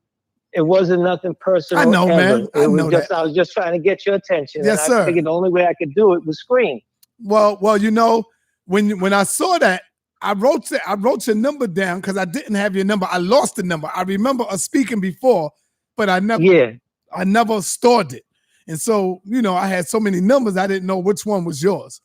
But when I saw your comment when you emailed me, I said, okay, there you go. And I wrote it down and I stored it. And I will apologize. I will apologize live, like I said that I would in one of the posts. If I gotta apologize to you, no, you're good. I don't need no apology. So okay. So Eve is the mother of all human beings, you said. Yeah. So when Adam got kicked out of the garden, who were those people in the land of Nod? Okay, well, here's the thing. Adam lived 900 years. Okay, right. A whole lot of people can be born in 900 years, brother. Yeah, but check Even this if you out. just start But with check 2. this out. And No, yes, I got you. I got you on that. I know you did. No, you don't, because I know where you're about to go. Where I'm gonna go? Yes, there was incest during that time. That's not where I'm gonna go. Where I'm gonna go is there was only 2 people on the earth, Adam and Eve. Because Adam disobeyed and he allowed Eve to trick him, which Eve allowed the serpent to trick her, Adam was kicked out of the garden. There's nobody else here yet. He got kicked out for disobeying the order. So you're telling me that Adam was walking around butt naked for 900 years, didn't know, dumb as a doorknob, because he only became, he only became wise once he ate the fruit. So once he ate the fruit, he realized he was wise. He realized he was naked. He was hiding from God because he was naked. So now, see, I told you, brother, it's not going to be easy. I listen to detail. Go ahead. Brother. What's the answer, brother? What's the answer? I'm going to save it till you get me in the room. All right. So we're going to get it in. I'm giving it to you now. Okay. We're going to get it in. Save it till you get me in the room. All right. Okay. Be looking forward. 6 o'clock is on, brother. I'm going to give you a call and we're going to get it in. Now, how is your computer? Because I can let you in where you come in. I don't have a computer that Okay. I don't have a computer that I'm working on a phone. I got to say. All right, and that good. was the challenge, part of the challenge, the reason why Hebrew Israel, Gorilla Hebrew, we had so many challenges that day because I was working with my phone and he was, we were trying to do the but even at that, like I said, they got me on 1 or 2 places only because I had never spoken to them before. Okay. And now that I understand their how they do, they're in trouble. Yeah, man. They can't get me again. Okay. See, I let them control the conversation, and that's how they got me. And they led me to where they wanted me to go. But they can't do that no more. All right, brother. Let me let you go. Let me get ready for the show. Let me find some new stuff for you. I got you. And I'm going to call you at 6 o'clock. All right. Peace, my brother. Peace, man. Hey, family, we're going to go live with the new interrogation, with another interrogation from Minister Greg Carr. And I told you I've been getting calls from a lot of ministers. I got another one in there. I got another minister that I ain't even called yet. that we're gonna get it in. Peace, brother Garfield. Hey, peace. I'm ready, man. Oh no, never mind, brother. I called you, but it's all right. I'm going live at 6 o'clock for contradictions. They want to go in the contradiction spot. They want to get Well, bring on, interrogated. you can't bring on Zion for 10 minutes. Get the people 10 minutes, man. All right, let me loud see. And crazy. Let me Get him on the see. phone, man. That's All my right. brother, man. All right, let me see if I can get him. man. Let me see if I can get Zion, because it's hard to do a two-way. Just press add on the thing when you do it. Just press add. There's a button at the top. It says add. You could add him as a caller.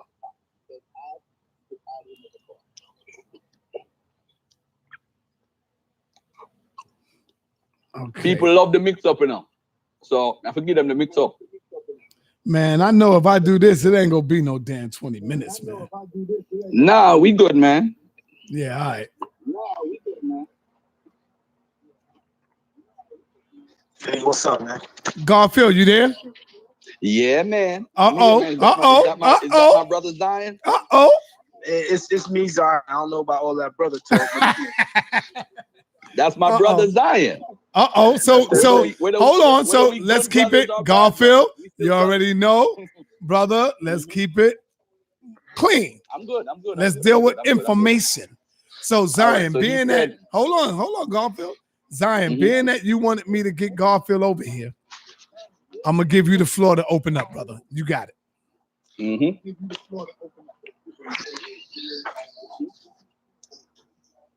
I thought what we doing? Hello? We doing a weigh-in, right? Yeah. You know what? Yo, we're gonna have to do the weigh-in because the weigh-in gonna take a long time. And why do I hear a background? Why do I hear that? I don't know. Oh, that's me. My bad. That's me. Go Yeah, ahead, go okay. ahead.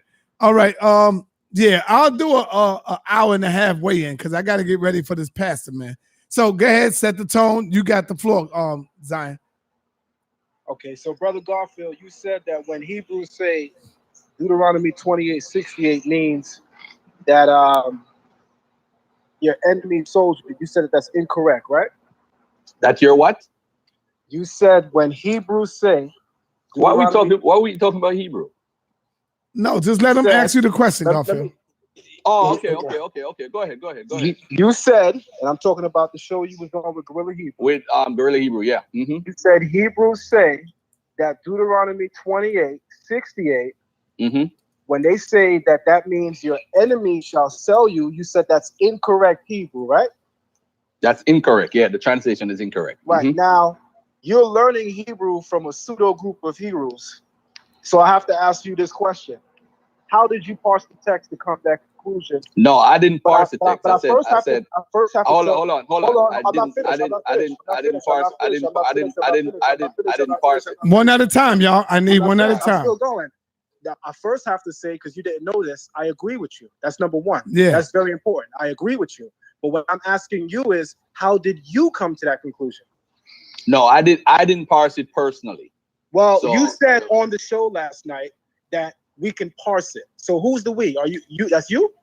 That's me and Gorilla Hebrew. We could look at the Hebrew and parse it. Yeah. All right. So I'm asking you, how do you parse it?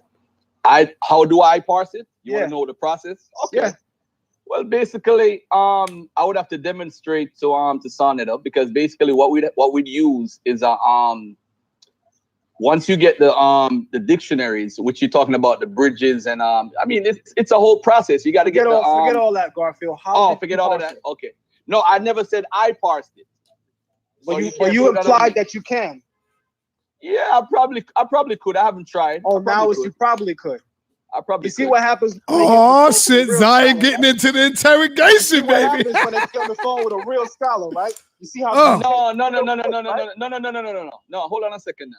I said I've never parsed it. I said my teacher parsed it. All right, And he gave me a translation. And Brother that's what Gar- I said on the video. So what are you saying? So All you right, could so- parse it over the phone? You so said you Brother could parse it. Garfield- So hold on, you could parse it over the phone? Absolutely. Okay, without a demonstration for us to see that you could parse it. I already told Sada that we should do this in person. Y'all don't want us calling me on the Okay. Okay. So you know what then? Why don't we save the parsing for the debate? We're gonna do this. Don't be a side debate. All right. We gonna do a let parsing. me of say this Deuteronomy though. 28. Let me say this though. Because if I know, hold on, let me tell you this. Whenever I'm parsing or when I'm learning, there's different books and dictionaries and verbs and all that stuff you gotta pull out and parse it. That's what I know. So you said forget all of that. So if you're saying forget all of that, what I'm saying is, how are you parsing it? When I tell you forget all of that, okay, I'm pointing out to the people we are live, correct? Yeah. Yes. All right. I'm pointing out to the people that, in my humble opinion, you're full of shit. Okay. Because you don't need to reference what book you're gonna parse. You would just parse it, and then but bro, you can provide what books you get it from. Oh, okay, that makes sense. But let me ask you a question, Zion. If you're gonna parse something, you could automatically tell what tense the verb is in and everything. Absolutely, brother. That's what you're supposed to do. Okay. That's what parsing. Well, I'm not at that level yet, so it's unfair for you to come to all right, me. so here's the thing though. Mm-hmm. What Sarnetta should do is edit out that part in the video where you said that you can parse it, because clearly you cannot. No, I said to Gorilla Hebrew, we both could get on the line and we could work on it and we could parse it. So how do you know that I could parse it or not though? Because you would have just parsed it over the line. I don't need to No, I'm not at that level yet, bro. Come on. So why would you speak on it? I'm not. Hold on a second. Hold on 1 second. I'm asking a humble question. I said. Hold on a second. Hold on a second, brother. I can't look at Hebrew and parse it like that. I'm not on that level. Okay. I never said that. I never claimed that. So then, what qualifies I said to get on video with Gorilla Hebrew to contradict it? I said that my teacher parsed it. That's not what you said, brother. Yes, I did say. All right. What verb stem is it? What verb stem is it? I don't know. I'll have to check. All right, so I'll tell the people. It's the heat pa'el verb stem, and the aspect is perfect. That's number one. And that's all you had to do, by the way. That's all you had to do. But you can't do it because what you do a very good job of is passing off as a scholar when the reality is... I'm not a scholar of Hebrew. Hold on. You could talk right after what you're doing, and mind you, when you talk, I promise you I will say man. What Garfield does... Hold on, Garfield, because I'm going to let you go right after that where you can ask him a question. What Garfield does is Garfield passes as a scholar by using everybody's work. Go and talk to Team Osiris and ask them to tell you how Garfield built PowerPoints. He used their work. Go ask the Amon Ra squad how he built PowerPoints. He used those work. Go back to the video where Garfield debated Brother Reggie. He was caught on camera calling Rabon. Garfield is not a scholar. So Garfield now is telling y'all he learned in Hebrew, when the fact is he's going to have them put together the PowerPoint and pass as a scholar. And where I come from, that's called being full of shit. But you can get it. All right. First and foremost, whoever from Team Osiris told you that, they're a goddamn liar. Because the only slides I asked anybody from Team Osiris about was DNA. And if you look at the slides, I don't have DNA in the slides. This was 2016. And they have been going around actually and saying a lot of things that's not true. So if you want to take Team Osiris word, Zion, go ahead.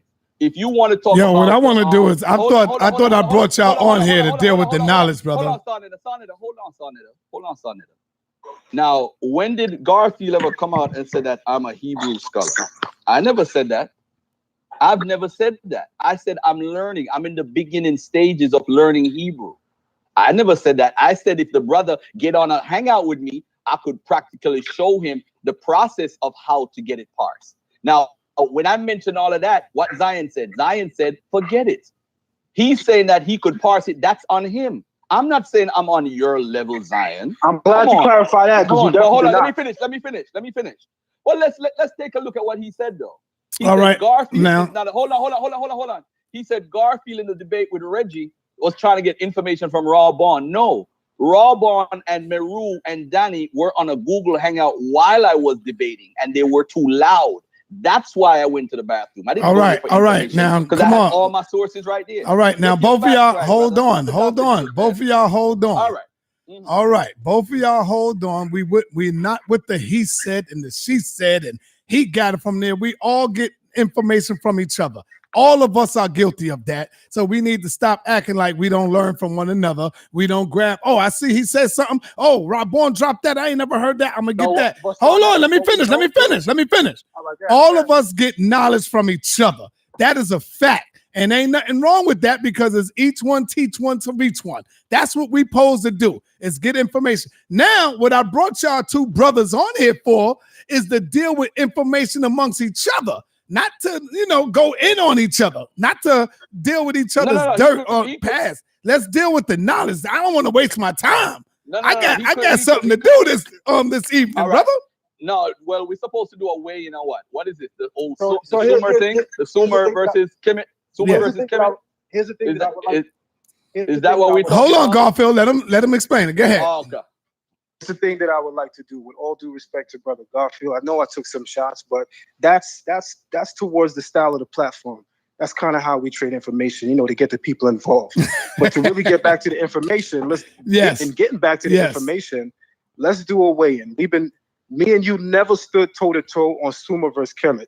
You also put on the table after our last conversation, you said, I would only do that if we can add Deuteronomy to it, Deuteronomy 28. So I'm agreeing to that. Initially, I said no, but I'm agreeing to that now.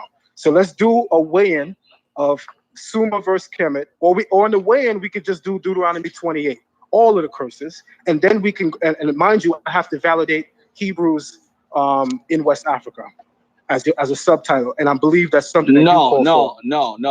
Can I finish talking? No, hold let on. him finish, Garfield. Hold up, Garfield, and then I'm going to let him go. The last time I spoke to Brother Garfield with Sarnetta on the phone, he said that I will not debate you solely on Sumer versus Kemet. I will only debate you on that topic if we can add Deuteronomy 28 to the table, where you can validate Hebrews in West Africa boarding ships, knowing who they are, coming to the shores of America with full knowledge of themselves. And he also says that you would have to validate the Hebrew experience in West African culture. Initially, I said to Garfield that kind of debate doesn't make sense because both of those topics are full debates. And I'm not the type of scholar that I'm going to actually arrogate to the community that I could bring both powerful topics in one period. That's not intellectually sound. So I said to Garfield, let's divide it. But Garfield was adamant. He said that he didn't want to. He wanted to have them together. So I'm saying, you know what? Just to get this guy finally in the ring, which I feel he's been dodging me, I'm saying let's do it. So go ahead, Garfield. Go ahead, Garfield. All right. First of all, I have my notes right here. I never said anything about Deuteronomy when we were talking about, and I never said anything about West Africa. I got it right here. The Zion-Lex debate, I said I wanted to add Exodus, and I wanted to add prophecy, and I wanted to add genetics and migration. Now, I sent Sonnet an email with what I want to discuss and how many rounds, right? The only thing we're going to discuss, because you were right.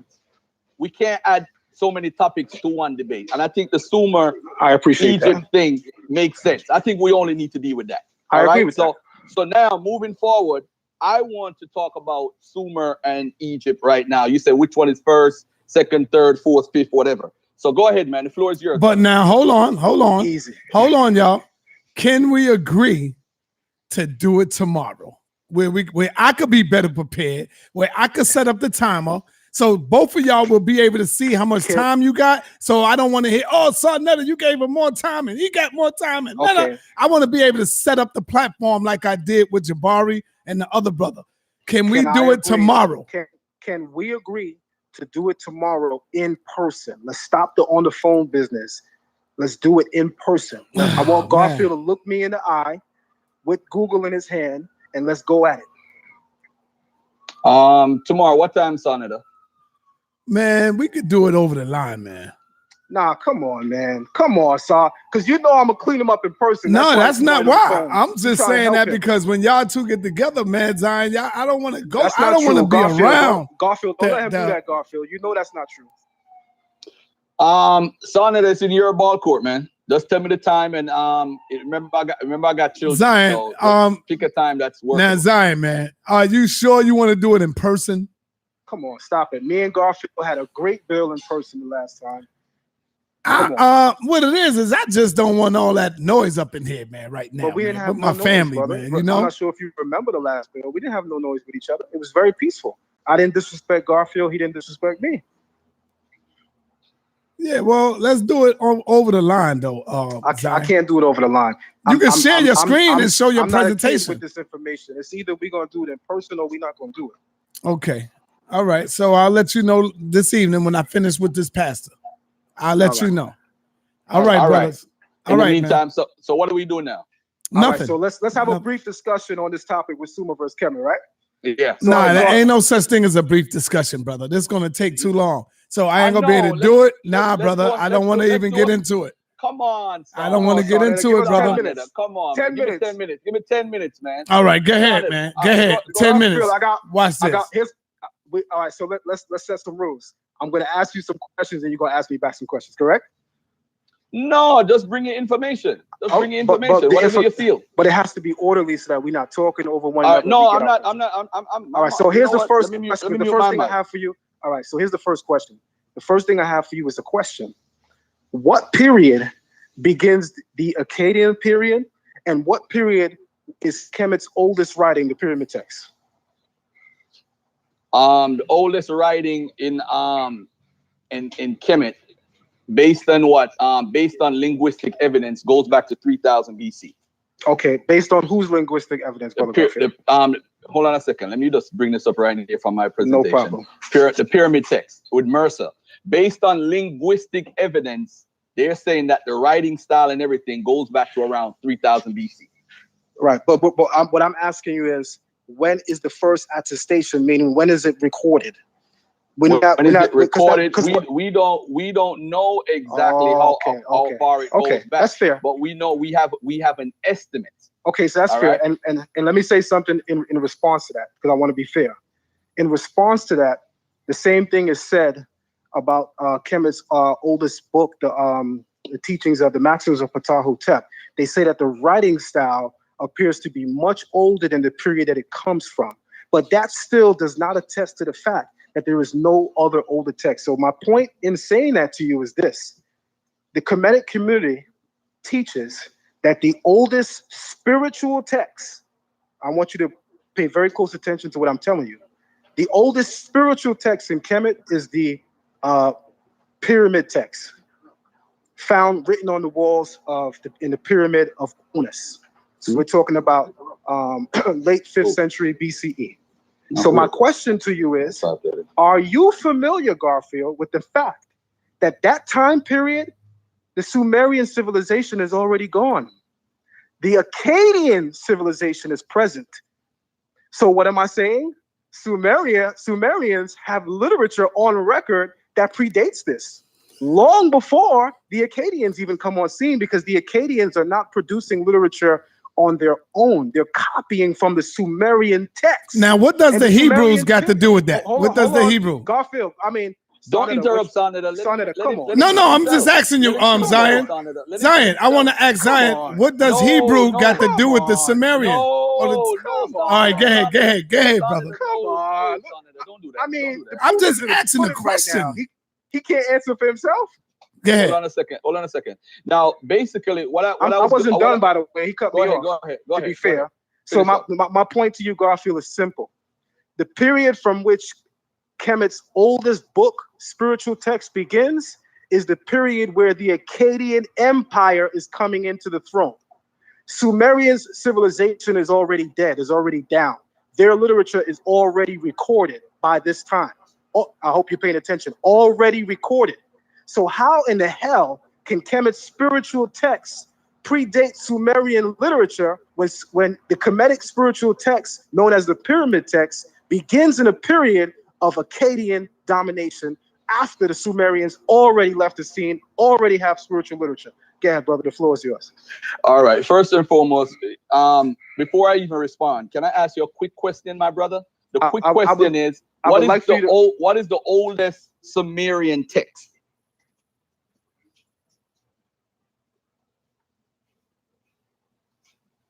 Zion, you there? I'm here. I'm waiting for the brother to answer my question. No, I'm so I saying can answer his. before I answer, what is the oldest Sumerian text? See, I don't have a problem answering your question. But No, because you asked me a question in between, so it's a quick 1, 2, 3 question. No, I would like, but you still haven't answered my question. Okay. Now, ladies and gentlemen, as far as the pyramid text is concerned, of course, the oldest version that they found is 2350, between the 5th and the 6th dynasty. I'm not denying that. However, because of However, because of extensive internal evidence, it is believed that they were composed much earlier. And you know what, family? You know what? You know why? You know why? Hold on, Zion. Come on, brother. Come on, Zion. You gotta let him talk, brother. Because it's funny. It is believed, but bear in mind though. Let's look at this from what first round knockout. He's saying that the text. So because somebody wrote a text before somebody, that means their system or they existed before. That's what the Kemetic community is saying. Is that not what they're saying about the Bible? This is not. Listen, brother. You're debating Garfield. What you did with Jabari. So why don't you call them out for saying? All right, go ahead. What you did with Jabari and Shaka, they actually let you off the hook. Because this debate, really, scholars don't have this debate. We are actually debating something that is really silly. But I'm going to just take up your time tomorrow and just beat you up. Because this is just craziness. This is crazy. Garfield, you just used the word belief. Next question. Something you criticize the Hebrews for using about their text. Next question. This is a first round knockout. Go ahead, my brother. What's the next question? All right, it's your time to ask a question, Garfield. All right. So now let me ask you a question, Zion. Are Sumerians a Semitic people? Yes. All right. What proof is there that Semitic? And by the way, you are the only person in the world that believes Sumerians are Semitic. That's not true, by the way. I would like for you to point out how is it that Sumerians who don't speak a Semitic language are Semitic people? Okay, so first and foremost, Garfield, the very name you're using is a Semitic term, Sumerian. It comes from the term Sumer. The Akkadians refer to the people known as Sagigas as the Sumerians. And when it comes into the English lexicon, they call it Sumerians. You can find that in the book, The Sumerians, by the leading, we're not talking about secondary work and, third work, the leading Sumerologist, Samuel Noah Kramer, in his book on the Sumerians. I'm not finished. Hold on. Okay. I'm not finished. Okay. I'm not finished. Okay. So you asked me, are the Sumerians Semitic? The first thing I pointed out is the very name Sumerian is Semitic. That's number one. Number two, the Sumerian people are preceded by another group of people known as the Ubaid, spelled U-B-A-I-D. Mind you, people, Garfield already knows this. Mm-hmm. The Ubaid people are Semitic, and they precede the Sumerian stock in that region long before Sumerians are there, so to speak. So what am I talking about? I'm talking about different clans of Semitic tribes living in this area that are also bordering Kushite tribes in this area. The term Sumerian or Shumerian was not applied exclusively to one particular clan or group. Semitic stock were referred to as Shumerians as well as Kushite stock.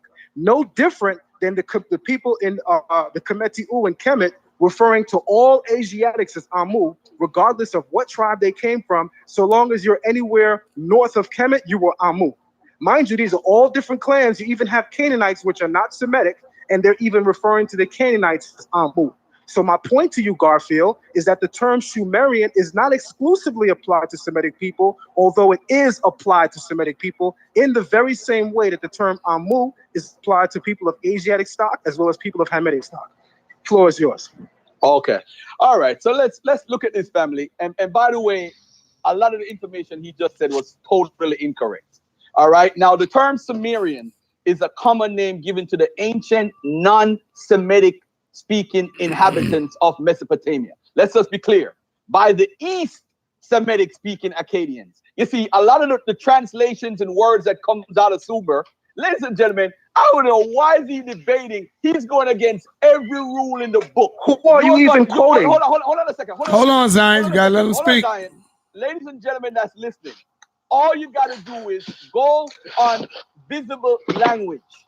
This is the work from the Oriental Institute. Zion doesn't have a clue. This is why the problem is he wants to make the Sumerians Hebrews and Abraham Sumerians, but they are non-Semitic people that have agglutinative language. It is not a Semitic language. The words that come down, the Akkadian word is Sumer. That's where you get Sumer from. And Akkadians are Semitic people, East Semitic people who are Akkadians. Don't fall for this, family. The Sumerians call themselves Utsagagiga. That's what they call themselves. now, don't laugh at my pronunciation, bro. Don't laugh at my pronunciation. But the point is, this ends the whole debate. This is why we don't even need a debate, because the Sumerians, ladies and gentlemen, are a non-Semitic speaking inhabitants. Remember, I got a video I'm gonna play tomorrow when he said they were Cushites at one point. He changed his whole argument now, because, ladies and gentlemen, what happened is, listen, family, the Ubaid culture is the one that's important here, because when was the first cities in Sumer? They were way before the Sumerians got there. The Sumerians got there around 4,000 to 4,500 BCE, right, family? Hold on, brother. And you know what happened? There were people living in that region before, because Sumer, the southern Mesopotamia, was not livable. It was a swamp. So everything they got, raw material, they didn't even have trees in Sumer. So they had to get everything from outside of Sumer. So when this brother come and tell you about the Sumerian language, ask him this question. Why isn't the Hebrew text in Sumerian language? And why is Sumer, Sumerian language, not considered a Semitic language in any language family? We can't fall for the game from this guy. Akkadian is a Semitic language. Akkadian. Sumerian is a non-Semitic language. The people that came in, some of them that came up from northern Mesopotamia and other areas were non-Semitic people. And by the way, this is in what's his name work. This is in Kramer's work. I don't know why is he using Kramer. Where? Now, ladies and gentlemen, look at this. One more thing. It's called a agglutinative language isolate. That's what it's called. Agglutinative language isolate. That means, I'm gonna break that down with visible language. But Sarnetta, hold up, Sarnetta. Before we debate, though, everything that Zion brings tomorrow, and I bring, has to be vetted. That's what I put in the email. Everything, because Zion has a habit and a history of putting up information that doesn't side with the source. So I'm not going to leave myself out there to make a video 4 days later after the debate and say, look, Zion Zion lied. No, I want the sources after every round. We have a vetting round where we check sources, because I'm not going to play, including me. I want my sources checked and your sources checked. I'm not playing that game. Agreed. I'm not playing that game. But anyway, your turn. Your question. Brother Garfield, I'm glad you admitted that the Ubaid culture predates the Sumerian culture. Yes, sir. Of what stock of people are the Ubaid people, Brother Garfield? Of what stock of people are the Ubaid people? Are they, matter of fact, let's just get to the real heart of it. Are the Ubaid people Semitic? The Ubaid people? I don't think so. I don't think they're Semitic. All right, so the answer hold on. I don't think they are, because some of the people, when you read Samuel Kramer, right? Hold on. When you read Samuel Kramer's work, he talks about the migration patterns of people that came in. Where, Garfield? Where? They came in from the north. Came in from the north. What are you talking about? Where what? Can I finish answering first? But you asked the people. Can I answer first before you jump in? Brother. But you asked me a question and I'm trying to answer, beloved. I'm trying to answer the question. All right. I'm going to see y'all tomorrow. I'll see y'all tomorrow, brother. Don't be afraid to pick up. Sarnetta TV is here for you. Black News 102, always bring the truth. And if you can't find yourself and can't see the light, Sarnetta TV will help you win the fight. Black News 102, we here for you. Black News 102, we here for you. We here for you. We here for you to bring the truth. To bring the truth. Peace. We need that brotherly love. Black queens need kings. So tune into Sarnetta TV. Black News 102. We in the streets. I'll be back 6 o'clock. Peace. I'm out of here, y'all.